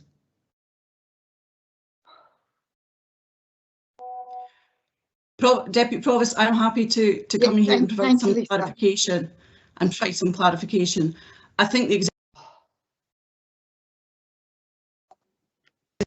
Sorry, apologies. The Director of Education and Children's Services is simply setting the context. It's a matter of fact that that was the Council's position and no one is disputing that that was the Council decision in 2019. The Executive Director is simply setting out the fact that matters and circumstances have significantly shifted, and despite that decision in 2019, officers now find themselves in an effort to try and implement Scottish Government policy, which has come into play following May this year, to implement universal free school meals from primaries 4 to 7 across the piece by August 22, that we are asking councils for a further reconsideration and a strategic decision on this matter to enable us to operationally respond. No one is disputing, and we are not undermining the decision that was made in 2019. That is the context in which we are bringing this paper, but this paper is being brought to ask elected members in light of the change of circumstances to reconsider this matter based on our recommendation in this paper, which is based upon the best professional and technical advice that officers can give at this point in time. I don't think that this is a case of one is right and one is wrong. I think both points are absolutely same, and I don't think they're in conflict at all. We are simply bringing this matter back for reconsideration as the Executive Director has explained. There's also a further point of order, I think, from Councillor Barrett.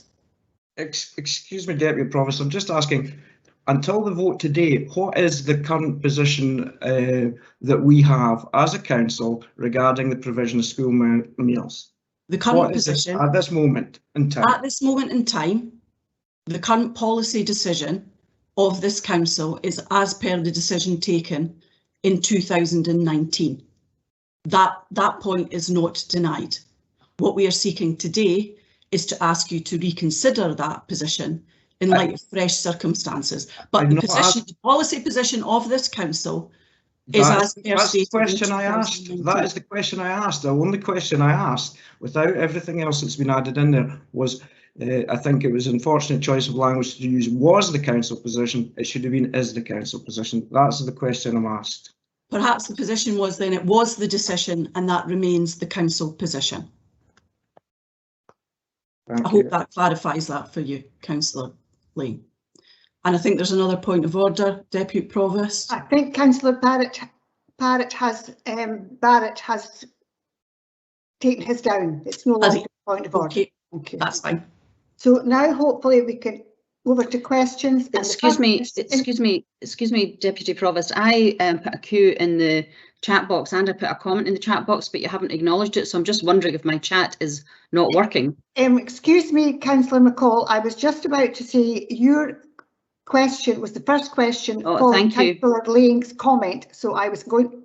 Yours came into 11:12. The same time, Councillor Lane. So Councillor McCall, it is now the first question on this debate for clarification. First question. Thank you very much, Deputy Provost. My chat wasn't working at some other meetings earlier this week, so I was a bit concerned that it wasn't working today. But thank you for that. Colleagues, we have just approved 2 very detailed financial papers, and the presentation of those papers is a credit to the expertise, skills and knowledge of our council officers. It is perplexing, therefore, that there is a paucity of detailed financial information to accompany this options presented to us in the paper before us just now on free school meals. Deputy Provost, good practice would require that any recommendation from an options appraisal is fully informed by at least detailed capacity and financial analysis set against each criteria. So can you please confirm, therefore, Deputy Provost, that a detailed capacity gap analysis has been carried out at each of our school catering facilities in Perth and Kinross, together with a corresponding financial analysis of both the benefits, opportunities and the risk challenges associated with each option in this paper? And can you further confirm that these detailed capacity and financial analysis have been used to inform the options presented to us today? Thank you for your question. Sheena, are you taking lead on this or someone else, please? Deputy Provost, I will ask colleagues in finance to contribute to the response to this. Thank you. Councillor McCall, could you just repeat your question just slowly so I can make sure I answer every single one? Thank you. Yes, it's just really in 2 parts, Greg. I would like confirmation that a detailed capacity gap analysis has been carried out at each of our school catering facilities, together with a corresponding financial analysis of both the benefits, opportunities and risks challenges associated with each option in this paper. And I would just like confirmation that these detailed capacity and financial analysis have been used to inform the options presented to us today. Yes, Councillor McCall. So yes, we've worked closely with our colleagues in property services and Tayside contracts to identify the gaps, which has kind of informed the basis of the options within the paper. Deputy Provost, if I may just ask a clarification. Yes, you may. Thank you. So to be clear, there does exist a detailed financial and our capacity and a gap analysis and financial analysis to support each of the options in this paper today. Councillor McCall, obviously we've only had four weeks to put this paper together. We've done the high level kind of analysis, school by school, capacity by capacity, and we do have detail behind that. Obviously today we're looking for strategic direction from the council to tease out the options in further detail. And can I ask therefore then, if this exists, why has this not been shared with councillors? Because we are now being asked to consider options without any of the detailed analysis that officers clearly have access to. I suppose, Councillor McCall, the detail we've worked on is we're happy to share that, but obviously it is very high level at this point, because we are looking for direction to go forward from today on what option the council decides. But surely, I'm sorry, Deputy Provost, if I may just, this is really important because we're being asked to make a decision on a set of options appraisal with no supporting detail behind it. And it's very hard to set a strategic direction without that. And if there's information that exists that informs that decision-making process, then I think it should be shared immediately with councillors so that we are fully informed. Is that possible? Councillor McCall, I'm happy to share our workings that make up the figures within the report. Right now, Greg, to all councillors? I don't necessarily have it to hand right now, Councillor McCall. And how long would it take to get it?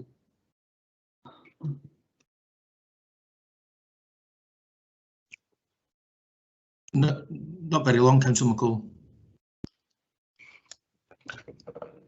Deputy Provost, if I may, I think this is really important information that councillors should have, all of us, and I think it's unfortunate that it's not been included in the report or not briefed us in advance before this particular meeting. And I would ask that efforts be made, every effort is made to have that detailed gap analysis and supporting financial information circulated to the full councillor body immediately. Thank you. Deputy Provost, if I may come in. Yes, you please. My chat's gone a bit funny. Yes, you please come in. Apologies, because so has mine, but I managed to put in an A in the chat there. My understanding is that we do have a gap analysis. We have high-level financial information. Some of the detailed financial information can only be completed as part of a detailed assessment by property colleagues, for example, and until such time as we have clarity on strategic direction, we won't have some of that detailed information to share. But we would be happy to share the information that we do have, but we would not be able to do it immediately at this point. Deputy Provost, thank you. Thank you. I'm not really sure how to respond to that and how we can be expected to set a strategic direction without any supporting information of any kind. Right now we have statements, but we have no supporting information of any kind. And I think I'll have to take that under consideration for further on in this. I reserve the right, if I may, Deputy Provost, to come back once I've considered these responses. Thank you. Can I now invite Councillor Donaldson to ask a question. Thank you, Deputy Provost. There's a point of order by Councillor Lane. Sorry, I thought Councillor Lane, is this another point of order? Yes, it is. Sorry about that. It's just I don't know if it's a point of order or not, but we're being asked to make a massive decision here, and there is a total paucity of information in there, information that could have been made available to us if we had a MOG the last time where we talked all these things through. This has just been sprung on us, and it's a very thin paper. So I don't know why we can't have a 10-minute or 15-minute recess, as Mr. Bowen said, that this information could be circulated.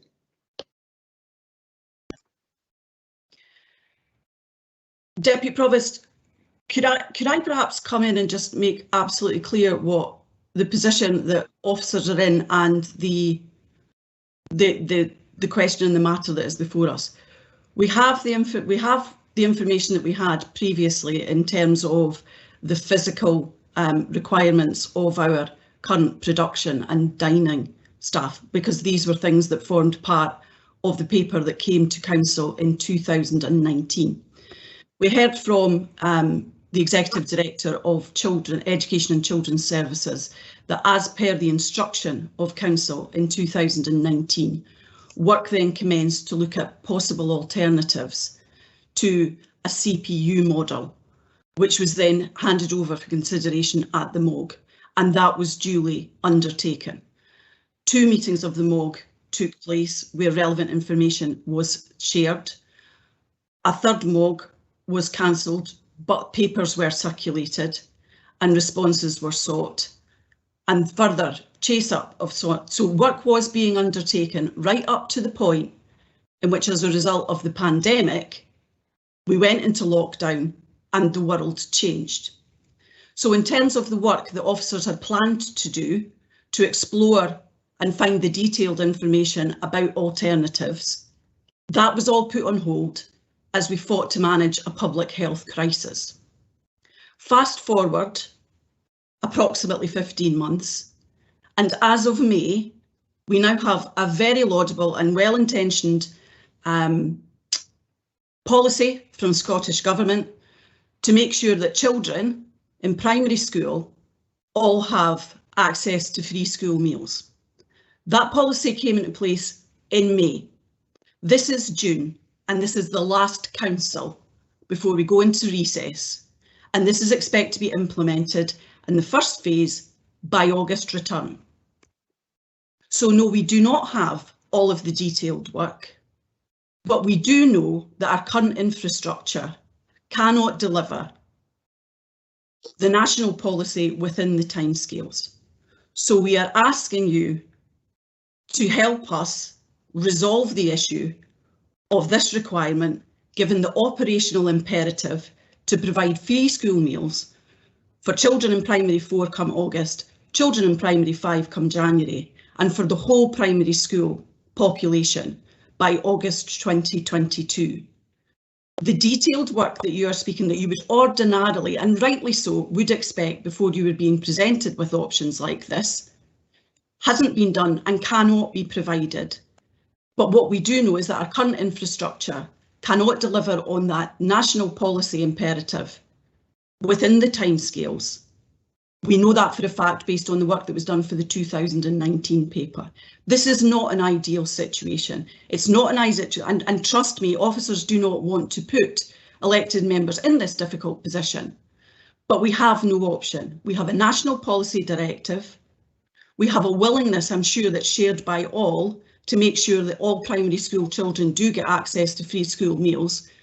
We know we have an infrastructure that cannot sustain this.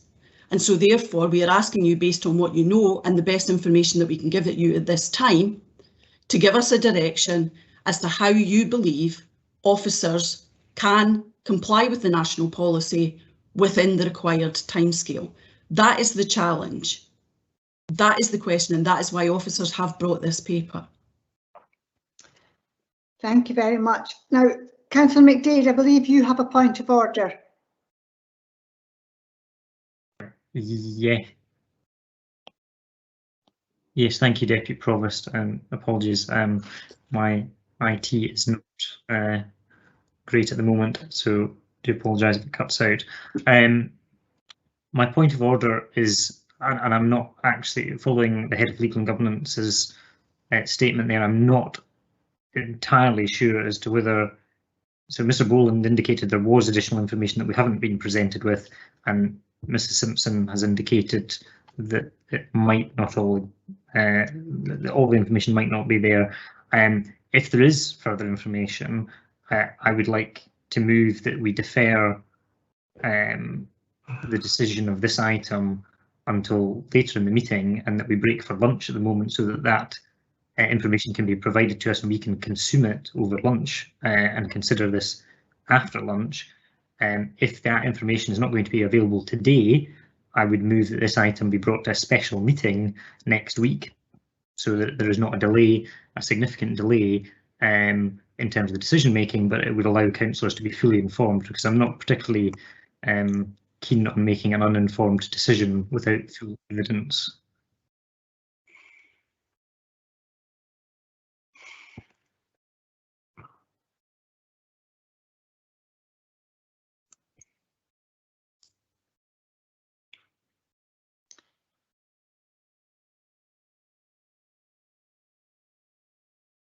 Thank you very much for your point of order, Councillor McDade.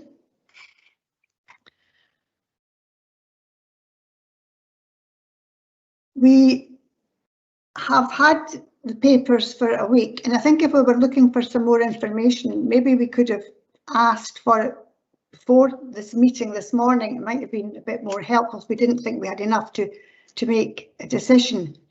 We are following the guidelines from the Scottish Government to try and do this as quickly and as efficiently as we can. And this is all about providing school meals for pupils, which we're maybe forgetting. This is the important thing, is feeding the children. So if we delay, and I know Councillor McDade suggested a meeting next week, some people's diaries are actually very full next week. There are other meetings going on. Deputy Provost, with due respect, some of us have been meeting with officers over the past number of days. Councillor Bailey and I met with officers for over an hour yesterday to discuss this, to seek further information. We have been seeking information for days now. We've been receiving information from officers and we're very grateful for that.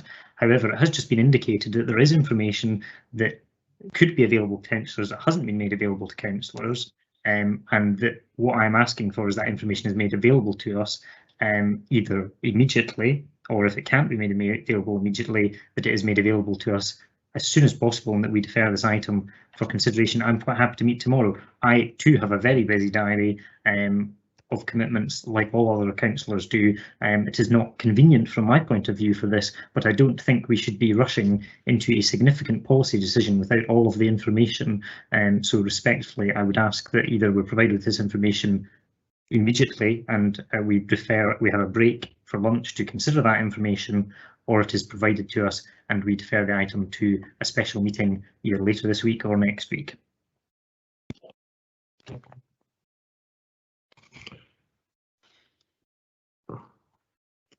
Provost,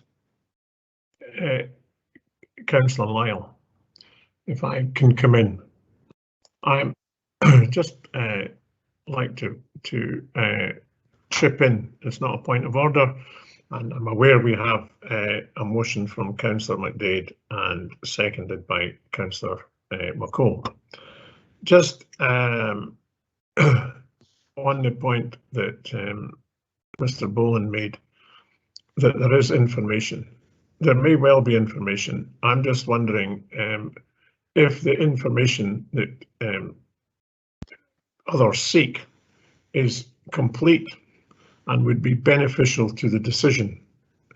I think one of the issues that I might have is if we have incomplete information and snippets here and there, it may skew our view one way or the other, and may not be beneficial to the overall decision-making process. We are being asked principally to give a strategic decision, and rather than any detailed policy decision at this point. I am aware that some may feel they can only evaluate the information once they've got it, and all information is helpful. But there is a never-ending stream of information potentially there, which may take, we may not have complete information today, we may not have it next week, we may not have it by August.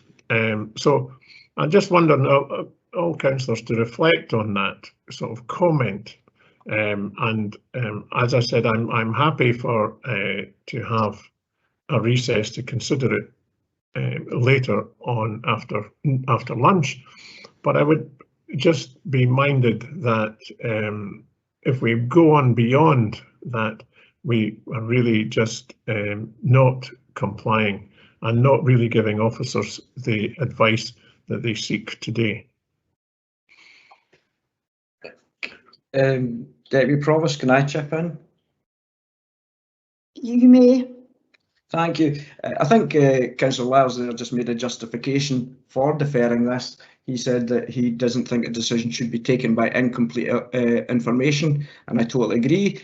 And here we have an example where there is information, whether it's incomplete or not, that we are not in possession of. So I totally agree with what he was actually saying there, was that I don't think he thinks we can go ahead on such an important strategic decision, which I will have to remember him, he said was dead in the water the last time when we had a MOG meeting, the last time we discussed this. And we've had no opportunity with officers to discuss this or with anybody else until the papers came out last week. So perhaps the chance of not getting the questions out were the fact that for some reason it was chosen not to engage with elected members this time as they did the last time, especially so that's why there's so many questions now.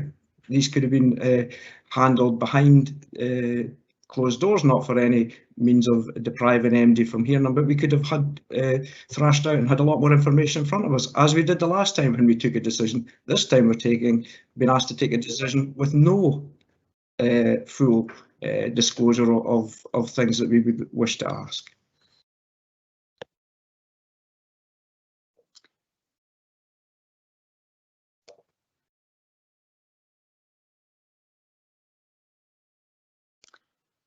Anyone else, anything they wish to say at this stage before we need to move on? Or I suppose that my question is, I'm sorry, is this information going to help us be better informed, or is it just going to make us look for more answers?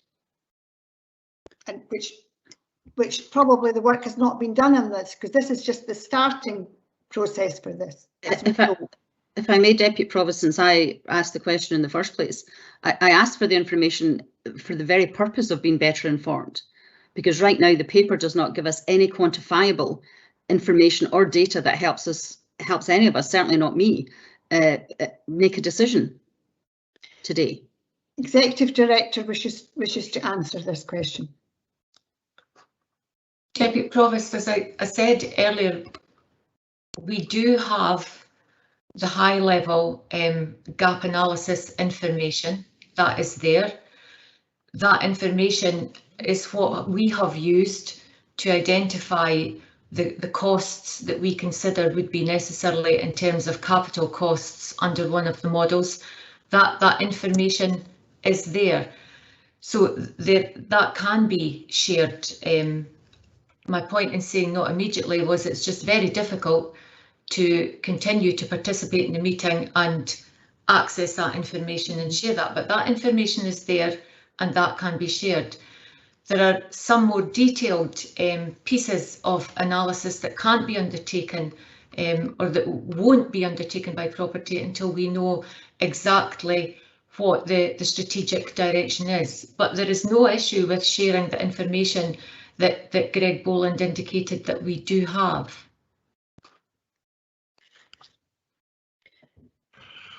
Okay.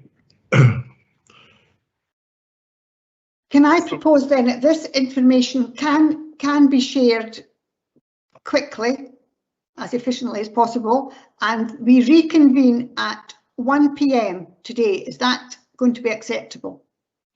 Thank you. Convener, no, I think we've had a motion on whether we need to have a deferral from Councillor McDade, seconded by Councillor McCall. There may be many of us who don't think there's any need for a deferral, and we should vote on that before deciding whether we need to have an adjournment. Yeah.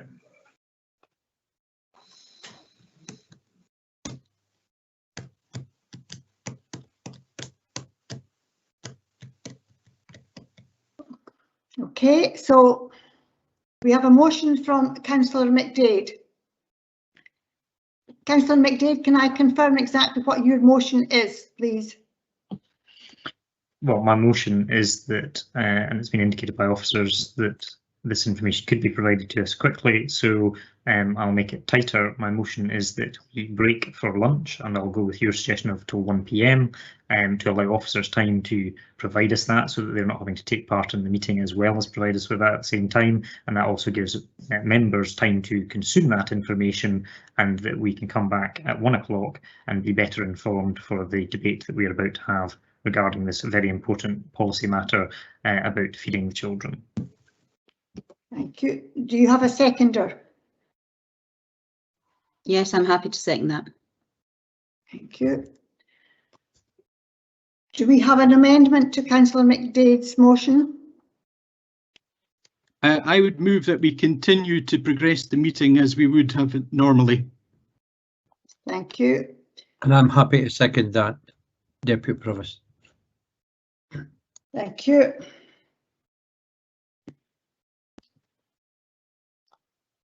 Are there any further amendments?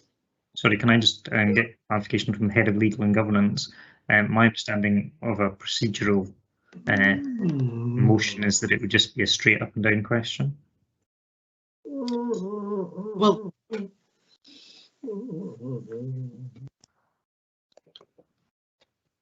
sorry, wondered where that was coming from.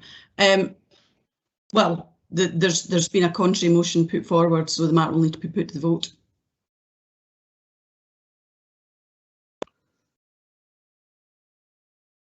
Yes, sorry, my question was not that it not be put to a vote, but my understanding of a procedural question was it would be put to a yes or no vote anyway, regardless. Yeah. Without an amendment. But as I say, what the best way to do is to just just in terms of taking a roll call, and that way we'll have it recorded as to what the vote is. Councillor Drysdale, you have a point of order. Yes, thank you, Deputy Provost, and without wishing to fan the flames any further, but I had understood that standing orders, as they currently are, state that once the Deputy Provost has ruled on a matter, that is the end of the discussion. I thought you had ruled that we were going to stop until 1 PM and before Councillor Barrett's intervention. The Deputy Provost is obviously at this point managing the procedure and the process. Clearly there's been an indication that the suggestion that we defer is not shared across the chamber, so therefore it's perfectly appropriate if the Deputy Provost wishes to then just put that matter simply to a vote, a yes or no. So I think in order to move things on, we'll just press the issue of a deferment. Yep, just for information, I'm happy that we go to a vote. Deputy Provost, and if Kirsten or Scott would like to proceed with that process, then I think we should go there immediately, and that gives us the maximum opportunity to consider this application. Thank you. Kirsten, are you ready to roll call vote? Yes, thank you, Deputy Provost. Councillors, when I call out your name, if you can please confirm if you're voting for the motion, so yes, or the amendment, no. Councillor Bailey. Motion. Councillor Deputy Provost Baird. Amendment. Councillor Barnacle. Amendment. Councillor Liz Barrett. Amendment. Councillor Peter Barrett. Amendment. Councillor Braun. Amendment. Councillor Brock.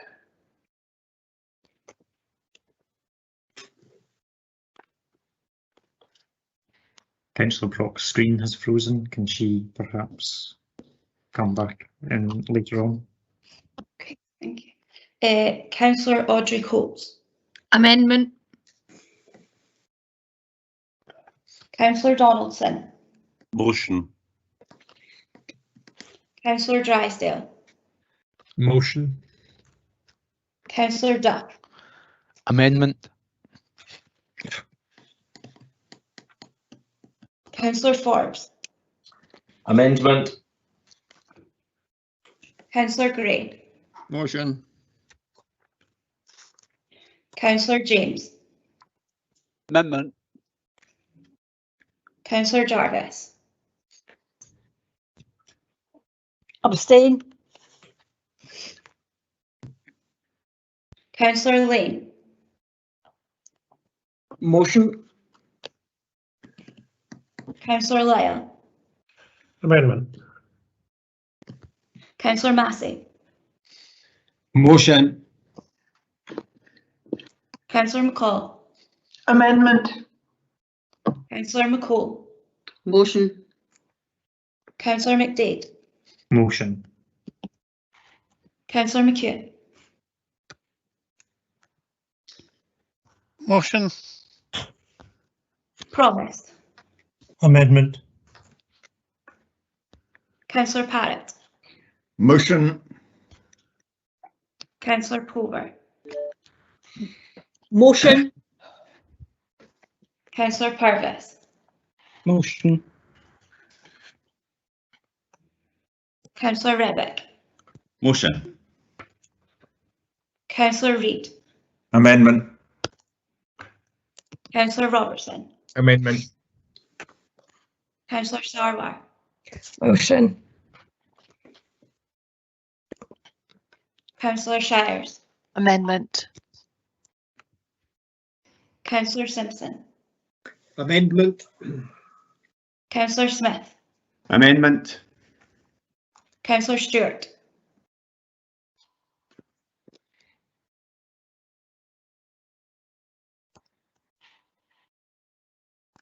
Is Councillor Stewart still here? Apologies, I lost connection there for a second. I'm going to abstain, please. Okay. Councillor Waters. Motion. Councillor Williamson. Motion. Councillor Wilson. Amendment. And if I could please go back to Councillor Brock.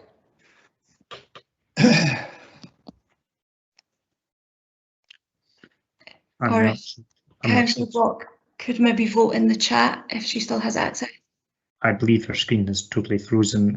Could she perhaps call the Deputy Provost to provide her? If I could just check that with you, Scott, please.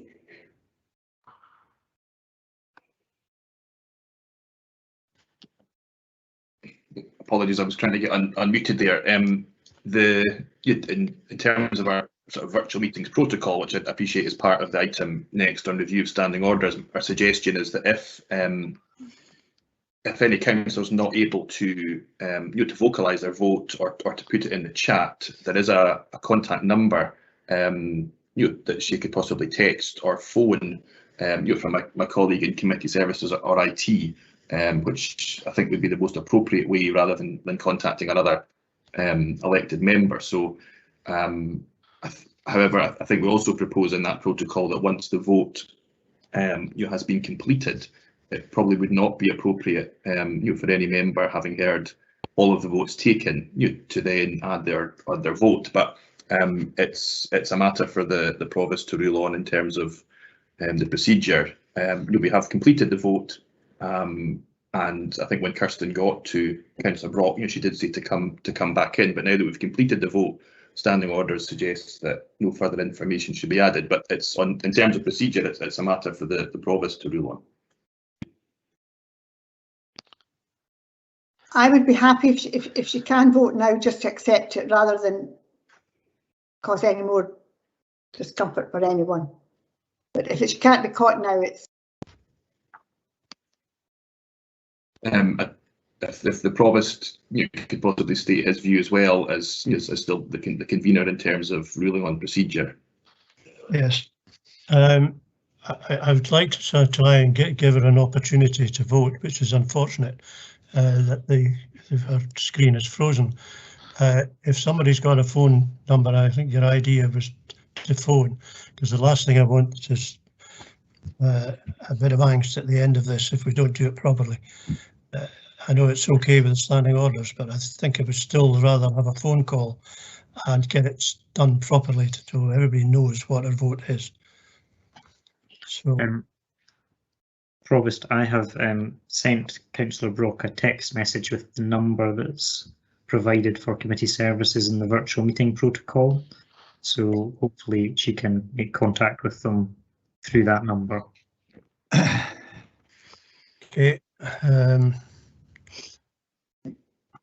Can we probably have a recess for 5 minutes, or just sit where you are for 5 minutes and see if we can find her? If she can respond.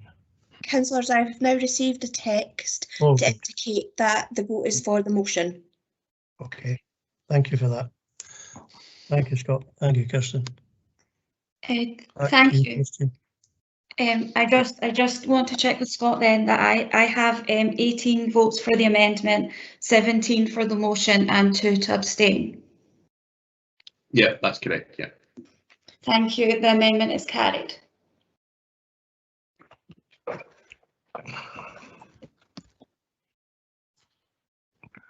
Thank you very much. Deputy Provost, on that basis, given that the amendment was to continue with the report, procedurally we should now continue to go back to dealing with this item of business. Thank you very much. Deputy Provost, have you seen my message?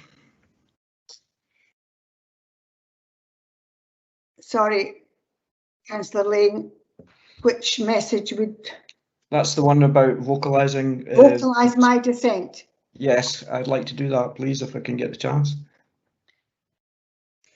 I just thought, yes, I thought it was just simply to say you vocalise your dissent. I didn't realise you were going to make a statement, but yeah, that's what I meant by vocalise it, and rather than just write it. So that's what I meant by vocalise.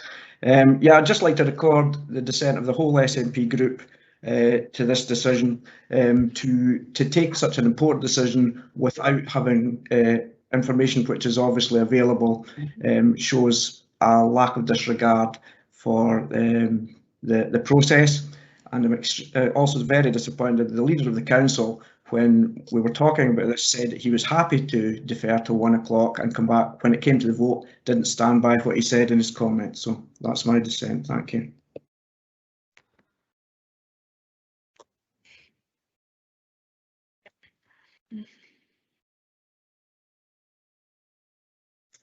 thank you. Councillor McCall, you wish to say something as well, I take it? I just really want it to be recorded for the record that I dissent wholeheartedly to this, the way this has been conducted, or to the way this going ahead the way it is. Thank you very much. Right. Okay, we will now move on to questions on this report. Councillor Donaldson, please. Can I just say, I too record my dissent. This is unfortunate, to put it mildly. The question I wanted to ask is on page, it relates to page 58, background papers, where it states under 2.1, no background papers were relied on to any material extent in preparing the above report. I'd like to ask why that is, in particular the report that we had 25th of September 2019, 19278 review of school catering services, and also the decision that was taken by the council at that time. But it is that in some ways my question's been overtaken by what's happened this morning, that we're not being provided with the information that we've requested, and I think it's a more than reasonable request.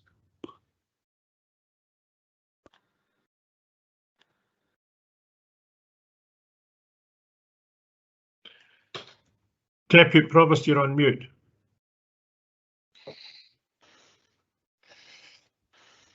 That was kind of a bit of more of a statement, Councillor Donaldson. No, I just wanted to know why no background report papers were relied on to any material extent in preparing the above report. And I was looking for some references there. Thank you. Sheena, are you able to answer this? I think there's two things perhaps I can say here, Deputy Provost. One is just to confirm, as I said earlier, and I think Greg has confirmed this in the chat, that there will be information that we will share with you. In terms of the section in the annex on page 58, that relates to the rollout, the expansion in terms of the free school meals. There were no background papers other than the information that we had been sent by way of circulars to inform us about that requirement to introduce universal free school meals, Councillor Donaldson. But we were, of course, and I mentioned in my introduction that we were mindful of and obviously had taken cognizance of the report that had come to full council in September 2019. And that is actually, that paper and budget motions papers are actually linked by URL links in the body of the actual report. So just to clarify, apart from background papers that I pointed out in that section in the report, we are now going to be provided with the information that we've requested, but I'm right in saying that information will only be provided after we have taken a vote on this matter today, and that really seems, just unacceptable. I've already asked that information to be shared now, Councillor Donaldson. Okay. Thank you. Councillor Braun. Sorry, Deputy Provost, trying to unmute myself. My question, a simple one really, is to do with local production, because we talked in the paper about local producers. So I was just really wanting to ask for a bit more information on how many local producers across Tayside will be used, and how many Scottish producers are going to provide supplies to Tayside cuisine.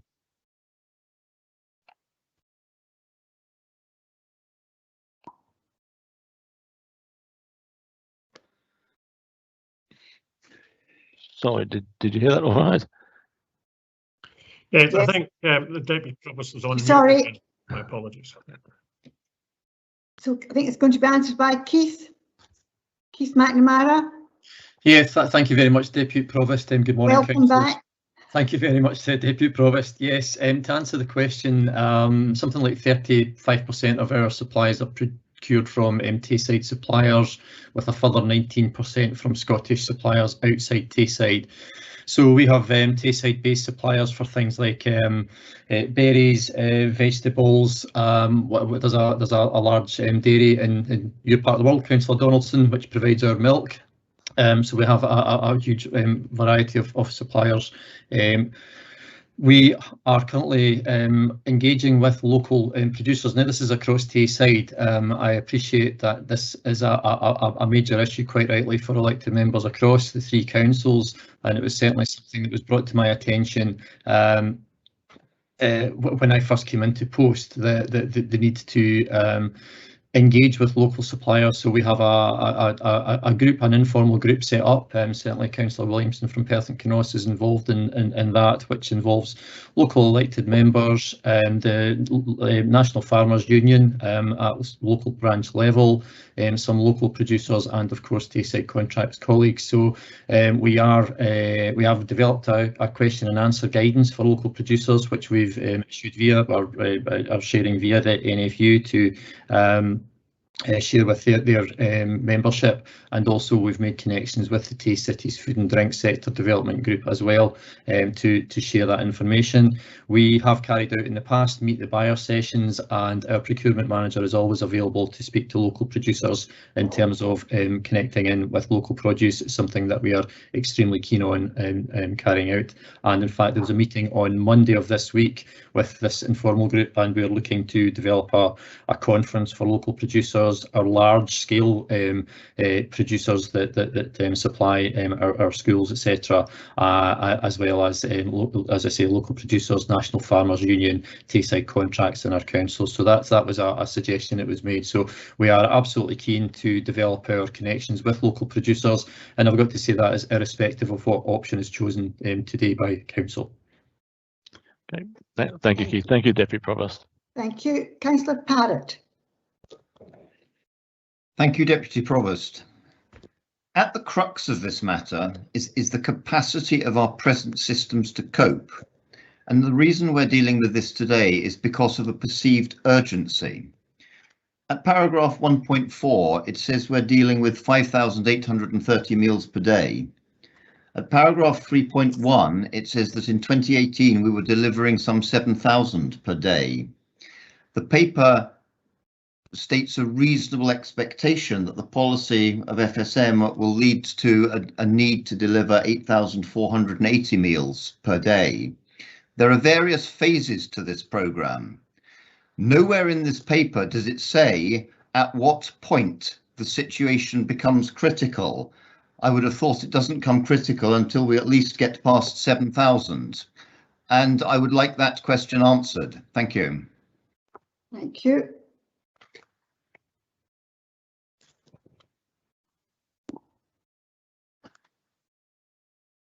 Who's going to answer this one? Deputy Provost, I think that would be a combination of colleagues from Tayside Contracts and perhaps Andy Cook as well. So Keith McNamara has indicated that he would be able to answer, and Andy Cook may well come in as well. Thank you. Thank you. Thank you, Deputy Provost.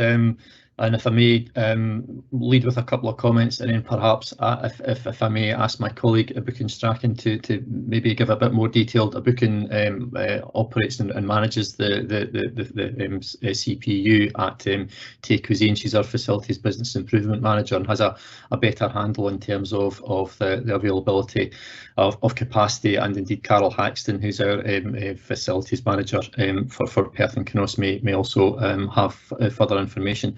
I think the current sense of the issue is that moving to primary 4 universal free school meals in August is something that we can take on within our existing capacity, but I think once it racks up into the higher levels into early next year, I think that's when the kind of capacity balance tips. But maybe I'll pass over to Abukin to say a few more words on that. Thank you. Thanks, Keith. I think the question was about the current capacity in the PKC school kitchens. I think my colleague Carol might be better placed to answer that.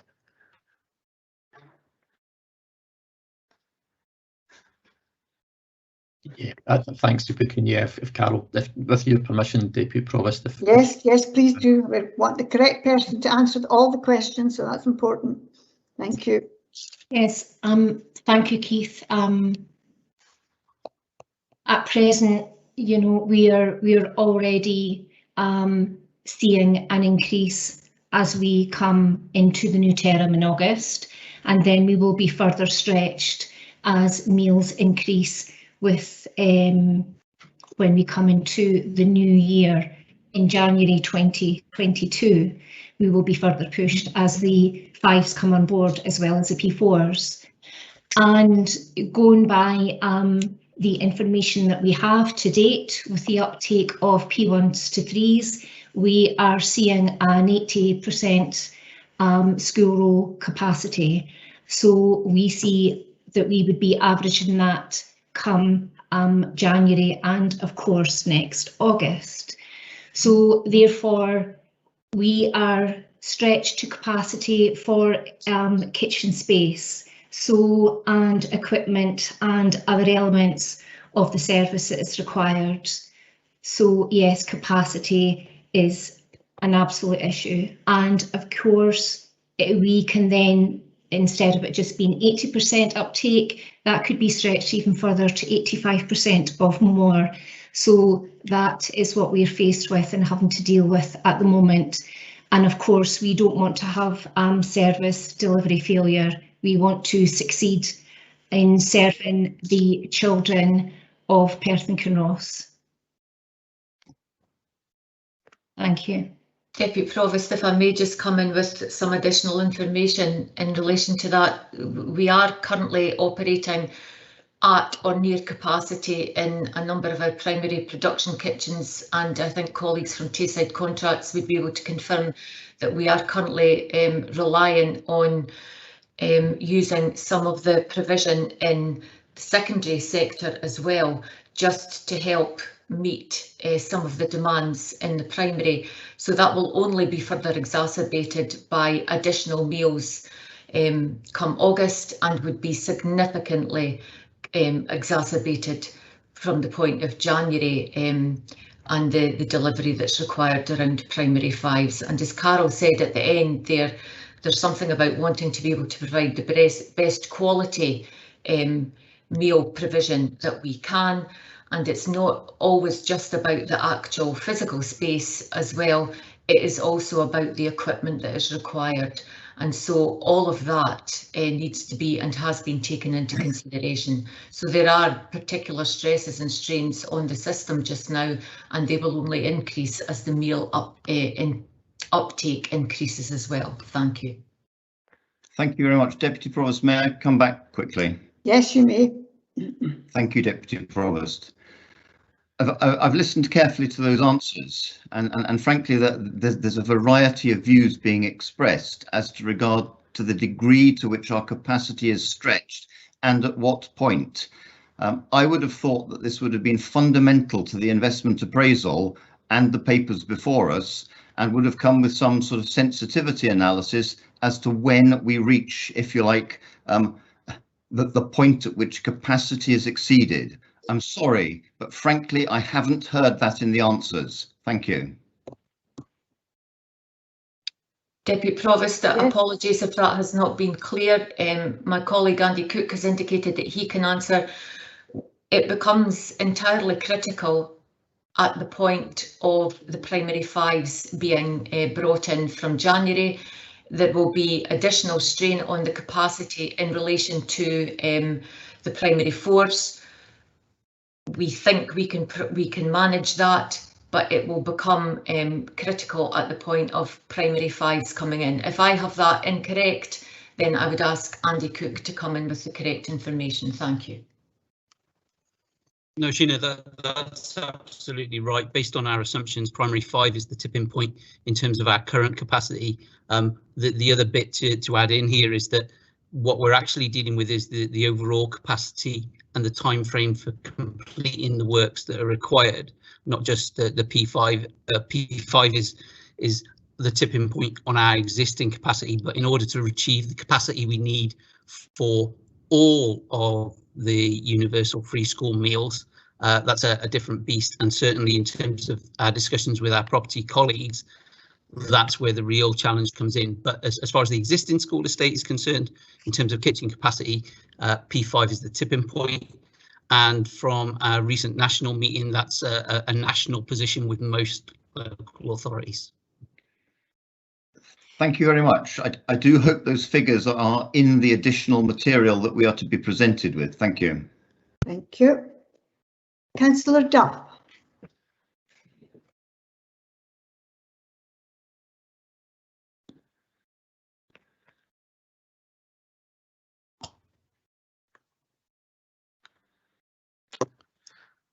Sorry, Provost, took a wee second to unmute there. I was going to ask a similar question to Councillor Parrott there, but I'll ask another one. I think members will have received correspondence in the last 24 hours from the Soil Association, and I wonder if Mr McNamara and Tayside Contracts have been in discussions with the Soil Association at all. Thank you. I'm happy to answer that, Deputy Provost. Yes, please. Yeah, the Soil Association, and perhaps a little bit of an introduction to the Soil Association is possibly something that elected members aren't overly familiar with. Soil Association offer a accreditation system, a sort of Food for Life accreditation system to local authorities. I think there's a 50% uptake of Scottish local authorities in the Food for Life scheme. It's all in connection with school meals sourced with freshly prepared ingredients by trained cooks, healthy food on the agenda, reducing food miles, and also supporting a thriving local economy, amongst other things. But that's just a pen picture of what they have. Currently, the scheme does not accredit or doesn't feature cook-freeze activities as part of their accreditation. We've been in discussion with the Soil Association about that opportunity to do so, and they've committed to look at that. They haven't come back to us as yet in terms of an outcome with that, but we are certainly in conversation with them around the scheme. Hopefully that's sufficient to answer your question, Councillor Duff. Thank you. Thank you. Councillor Bailey. Thank you, Deputy Provost. My question is about Model 2. It's stated within the document pack that revenue and capital cost contributions will need to be confirmed, but are estimated at a third share of 1.9 million and an estimated loan charge of 49k per annum. My understanding is that the factory type kitchen or production unit in Dundee is already constructed and equipped and operational. Why therefore does this council need to make any contribution towards the building cost of that if it's already built? Thank you. Keith, are you going to take this question? Thanks very much, Deputy Provost. Yeah, the decision and the activity of setting up the CPU and the cost associated with that has been borne by Dundee and Angus councils. Dundee and Angus councils and Perth and Kinross Council are the three partners managing the shared service of Tayside Contracts.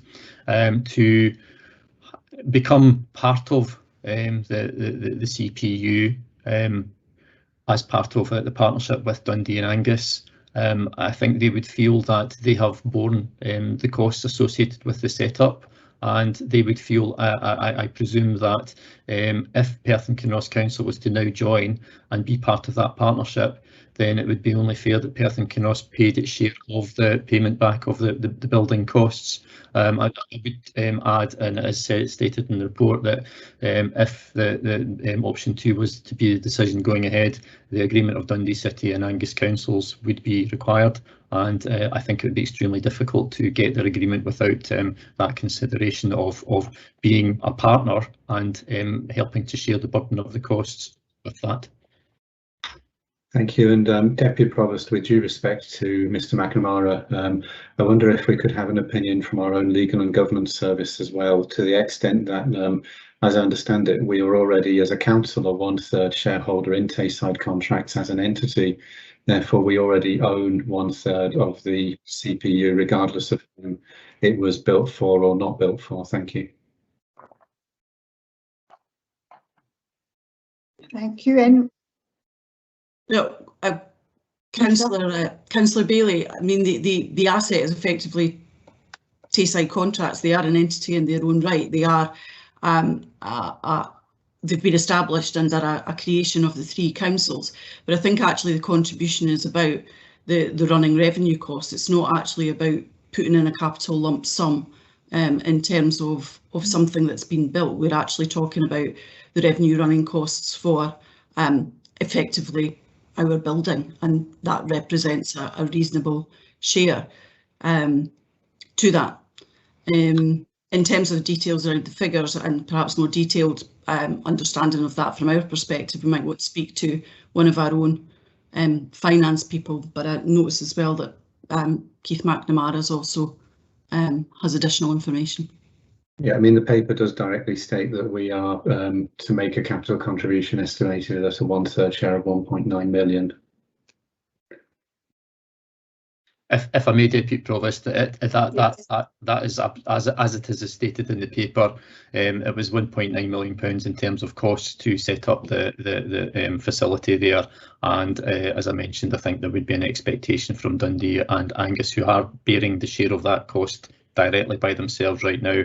If there was to be that continuation of that partnership arrangement and Perth and Kinross was to be part of that arrangement, I believe the expectation from these other two councils would be that then Perth and Kinross Council should pay part of that share. Okay, thank you. Happy to leave it there. Thank you. Thank you. If I may come in, Deputy Provost, please that's do. certainly the understanding that I have in conversation with both the Chief Executives of Angus Council and Dundee City Council. Thank you. Councillor Rebecca. Thank you, Deputy Provost. I too was at the Member Officer Working Group, at which point Councillor Lyle suggested that there would be no return to the CPU. I fully understand that things have moved on since then, that there will be an increased demand for it, but I have also very recently been in very productive, frank and informative meetings with Tayside contracts around the provision of school meals. At no point was the CPU mentioned in these meals, so I'm just wondering when Murray Lyle changed his mind on CPU and informed and entered into the discussions with Tayside contracts on this matter, because it was news to me on Wednesday afternoon. Thank you. Thank you very much. I'm not. Just thank you, David Provost. It's not really my job to answer questions when it's questions for officers. So I'll wait until later before I respond. Thank you very much. Councillor Peter Barrett.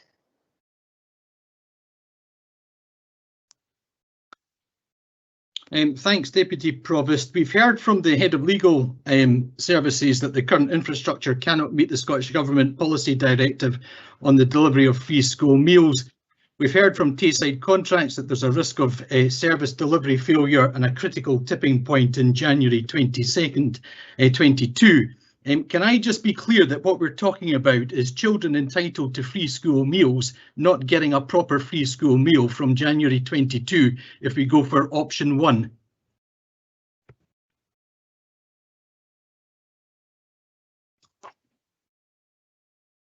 Deputy Provost, I'm happy to come in and start off, and other colleagues will come in as well. Councillor Barrett, if it's option 1, what we have is a considerable challenge in terms of the works that would be required around the infrastructure, both in terms of build and equipment. Our best estimate, and Scott Nichol will be able to come in here from Property Services, that the advice and information that we have from our colleagues in Property Services is that we're probably looking at something akin to a 2 to a 3-year programme, and that would be predicated on that programme taking precedence in the current capital programme over other such projects, and therefore we would then require to consider what other alternatives there may be, or whether in fact it was a delay in the rollout of free school meals or some other option around that, and I'm not exactly clear at this stage what that might be.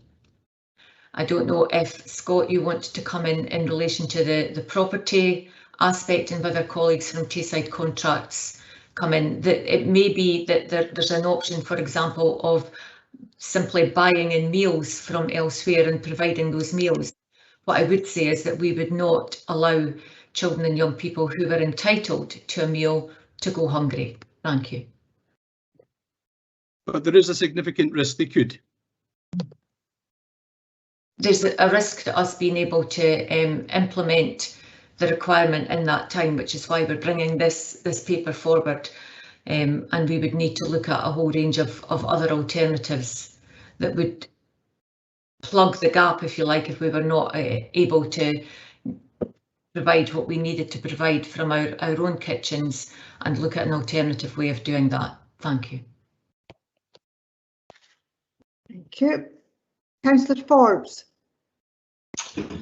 Thank you, Deputy Provost. My question is about the dining experience for children. So last week, Councillor Bailey recorded a video in which he was holding a tinfoil tray, the kind akin to getting your meal delivered from a takeaway restaurant. So as a result of that video, I had a number of constituents call me expressing concern, not so much about the frozen food aspect, but much more about the suggestion that these meals will be served in a tinfoil tray. Can I have an assurance that this will not be the case? And perhaps we could have an outline of how the dining experience for children will compare under the different options. Thank you. Deputy Provost, I can confirm that meals will not be served in tinfoil trays in any of our schools. That hasn't happened in any of our schools. It hasn't happened in schools that are currently using Take Cuisine, and it would not happen in schools in Perth and Kinross if that was the approach that was taken. And I'm very happy to invite Andy Cook and perhaps Carol Haxton from Tayside Contracts to talk you through just what the dining experience is and how food is delivered to some schools as it currently is, because of course not all meals that children eat currently in Perth and Kinross are actually prepared in the schools that these youngsters are. They are prepared off-site and then transported to these schools. That's what happens in a significant number of our schools, but I'll let other colleagues share what that experience is. Thank you.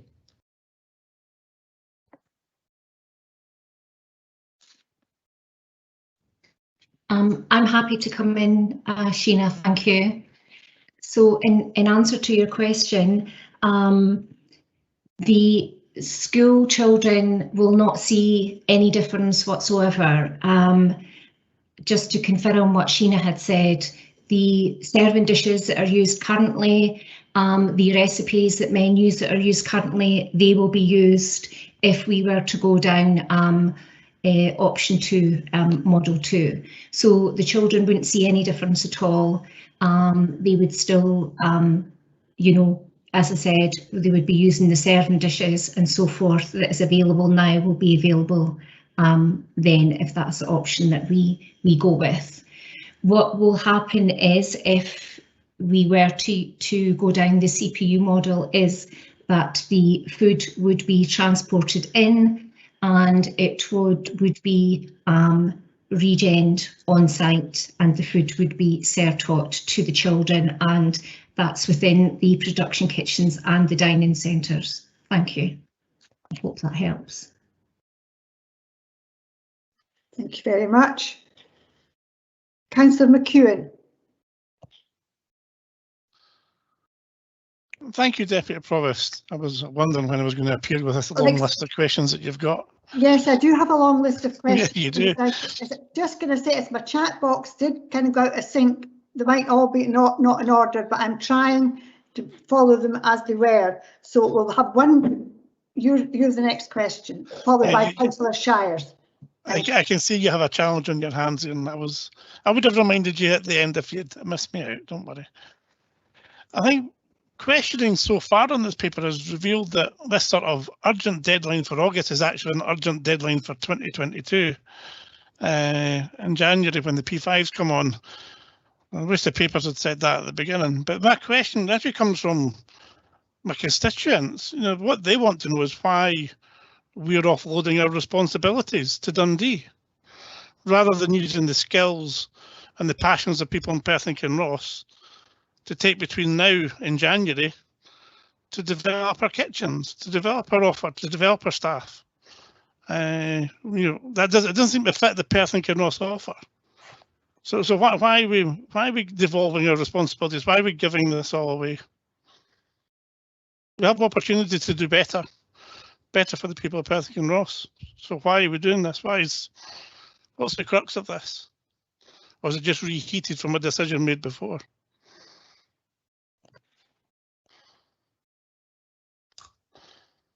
Deputy Provost, I'll start and other colleagues will of course come in. I also noticed just earlier in the chat, which I appreciate is busy, Deputy Provost, that Keith McNamara and Andy Cook have both indicated that they wish to answer, so I'm not sure if it's in relation to this question or an earlier question, so forgive me.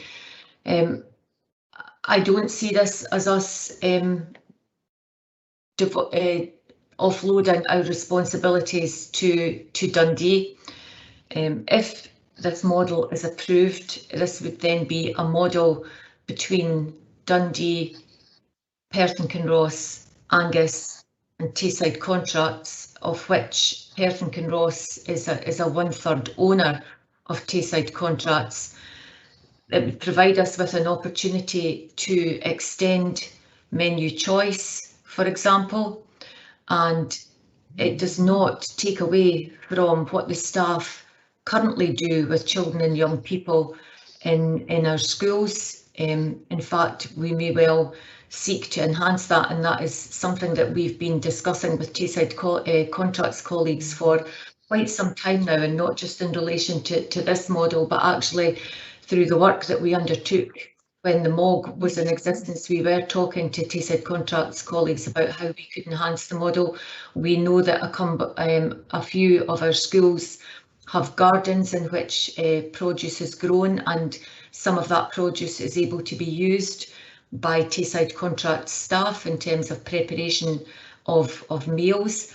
We also know that Tayside contracts colleagues are a partner across the Tayside region, the Tayside Regional Improvement Collaborative, of which all 3 local authorities are members, along with our health colleagues, in terms of promoting healthy child weight and good quality food and nutrition, and that there are plans for that kind of work to extend further as well.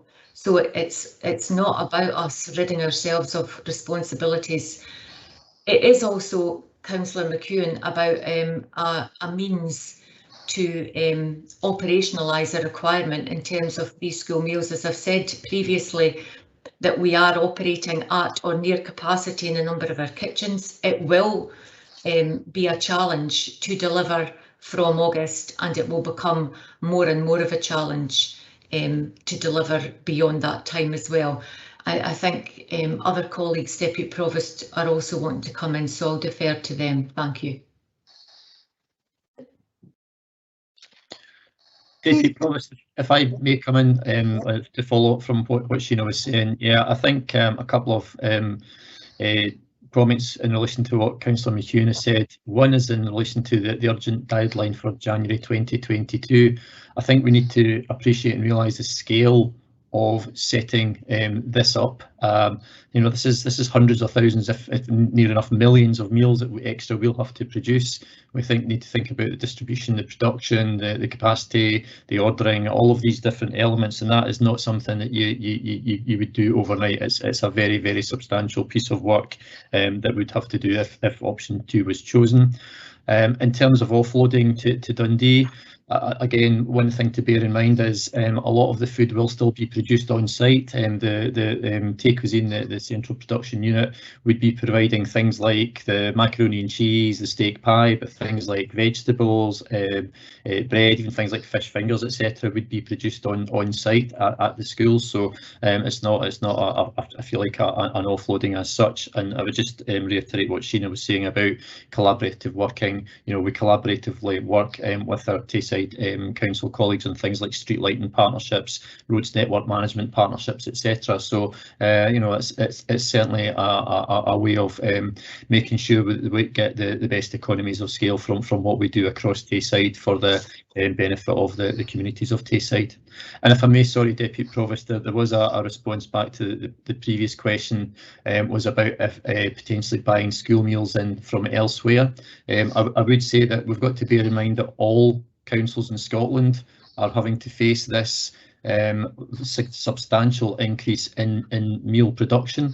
We're talking about 45% in Perth and Kinross, so it's going to be, I would guess, of a similar ilk across all of the councils in Scotland. So any council that might have had some spare capacity to sell, I think they'll be really struggling to provide that. moment. Thanks. So please leave your message after the tone. Hi Mike, it's Gloria. I've sent the documents for checking. I'm sorry, Deputy Provost, that's not my end of the line. It's not yours, it's where it's coming from. What was those answers are full and involved, but they describe the papers. They don't describe the views of the people of Perth and Kinross that we had comment on a petition previously. And I think that's what will come to bear on this in the end. This isn't what the people of Perth and Kinross want. And that's what we're here to do. But thank you, Provost, Deputy Provost. Thank you. Councillor Shires, your question. Thank you, Deputy Provost. Thank you very much for those answers to Councillor McEwen's questions, Mr. McNamara. Mike kind of leads on a bit from that, and it's about the perceptions around this and the actual sort of customer experience. So having sat in on the MOGs, we talked at great length about the experience of the customer, i.e. the child sitting down to have lunch in the school, of their parents, because they'll get the feedback from said customer when they go home at night and they ask how their school dinner was, and from the head teachers and staff that oversee the eating in the schools. I think on this call, I'm probably the person who has most regularly had meals in schools over the past while, because I always made an effort to go and do that. So I got the feedback from our customers in Perth and Kinross at that time pre-COVID. So when we discussed this in 2019, we didn't have a central production unit that was serving as part of Tayside contracts. Dundee and Angus hadn't yet moved to that, but they have now. And COVID accepting and appreciating the difficulties around that, I wonder what surveys have been undertaken with customers, the younger ones and their parents and teachers in their schools in Dundee and Angus, and what kind of feedback there has been to Tayside contracts from that, and also what the kind of improvement strategy is based on that feedback, in order that we can constantly, or Tayside contracts can constantly strive to improve that quality based on the actual customer feedback. Thank you. I'm happy to answer that, Deputy Provost. Thank you. Yeah. If I may, in just a minute, I'll ask to bring in my colleague Gary Conway. Gary is the Facility Services Manager for Dundee. So effectively, Gary is the interface and the customer of the CPU. So Gary has a handle on absolutely what's happening in Dundee, which is his area, but also in Angus. We haven't specifically carried out surveys in relation to Dundee and Angus recently, Councillor Shires, and the reason really for that is because of the chaos around the pandemic. We've just been trying to keep our heads above water in terms of providing a service, but certainly Gary will be able to give a representation in terms of the feeling that's been expressed to him from his customers and his clients. And maybe before I hand over to Gary, I'll just mention in terms of improvement strategy.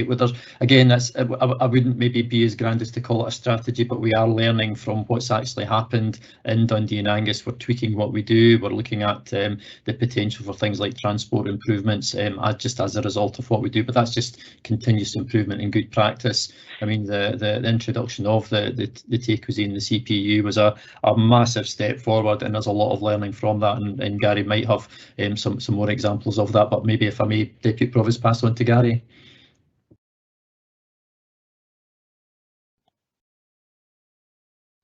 Thank you, Keith, and thank you for your question, Councillor Shires. As some of you may know, the Angus and Dundee School Meal Service went live with the CPU meals on the 1st of February this year. And from our point of view, it was a very smooth transition, despite the challenges presented at the time by the pandemic. Although there were some minor teething issues that arose as part of the transitions, which is entirely as you would expect, it was a pretty significant change in our service delivery model. Those were all very quickly identified and rectified to our satisfaction, and some of those existed within the Dundee School estate itself, the kitchen operation, rather than being related back to the central production unit. Feedback in the Angus area has been very positive, as has it been in the Dundee area. We haven't, since moving to the CPU delivery model, had any significant adverse feedback from our service users. I'd go as far to say potentially that our service users haven't noticed that we've made the change in the background, which is really a positive position to be in. In terms of your other point, Councillor Shires, discussions are ongoing with Dundee City Council about the engagement at school level in regards to the school meal service. Right at this point in time, we're scheduling to meet with business managers in the secondary sector to talk about how the service is received, what the challenges are within the schools in the secondary sector in terms of the uptake, and those will continue into the new term.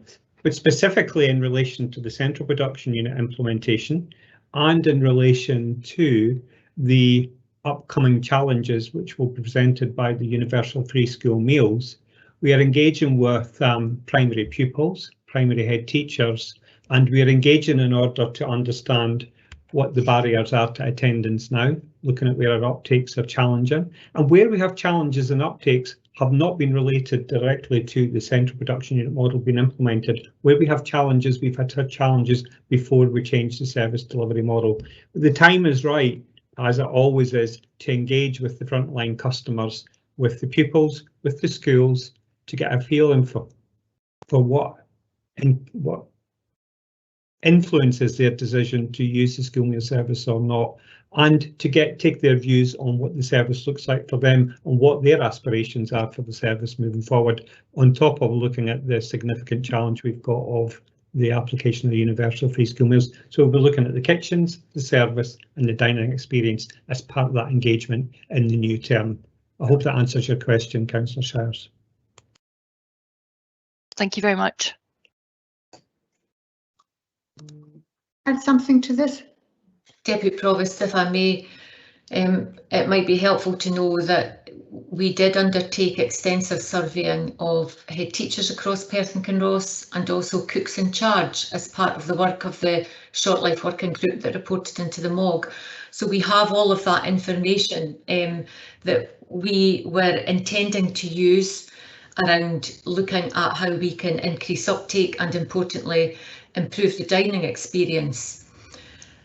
We also had some information back from some children and young people with a view to going out and gathering further information from them in April 2020, and of course for obvious reasons we weren't able to do that. What was interesting in some of the information that came back was the differences of views between parents and children and young people as to what was the kind of dining experience they wanted and the kind of meals that they wanted. So there's work for us all across Tayside contracts and across Perth and Kinross to do in relation to looking at how we use that information that is still live and relevant, and that we will seek further information from our children and young people when it's appropriate to do so and when schools are able to manage that. Thank you. Deputy Provost, could I just come in? I've tried to put 4 items in my chat box with a question. Have you seen them? Sorry, Councillor Barnacle, I have not seen your question, but I have got a long list of people who still need to ask questions. And my plan was, after this question that for Councillor Shires had been answered properly, we were going to have a break for lunch, and then I would probably revisit the question list because I think it got a bit mixed up with comments, etc. So I did not have your name, but I have a whole list of other councillors who wish to ask questions. So I think it might be appropriate that we maybe stop for lunch now and we begin after lunchtime. The first question after lunch would be Councillor Massey on my list, but whether that's the same list is on the screen and I can maybe check at lunchtime. Okay. So I think it would be appropriate if we maybe have a stop for lunch now, and the information that you were needing will have all been sent to you, and we could reconvene at 1:40. And we will leave this meeting, and in the afternoon we go to part 2 of the meeting. So I hope that meets your approval. Deputy Provost, could you just ask a question for me because my chat's not working at the moment? Yes, Councillor Pover, Councillor Williamson alerted me that you had a question, so I've got your name on the list. Thank you You're very quite near the bottom, and I also have Councillor Jarvis's, because her chat box, she's actually the last one. So I'll add Councillor Barnacle to that list and refresh it at lunchtime. Thank you. Okay, So thank you very much. We'll see you all again at 1:40. Thank you. Thank you. Thank you.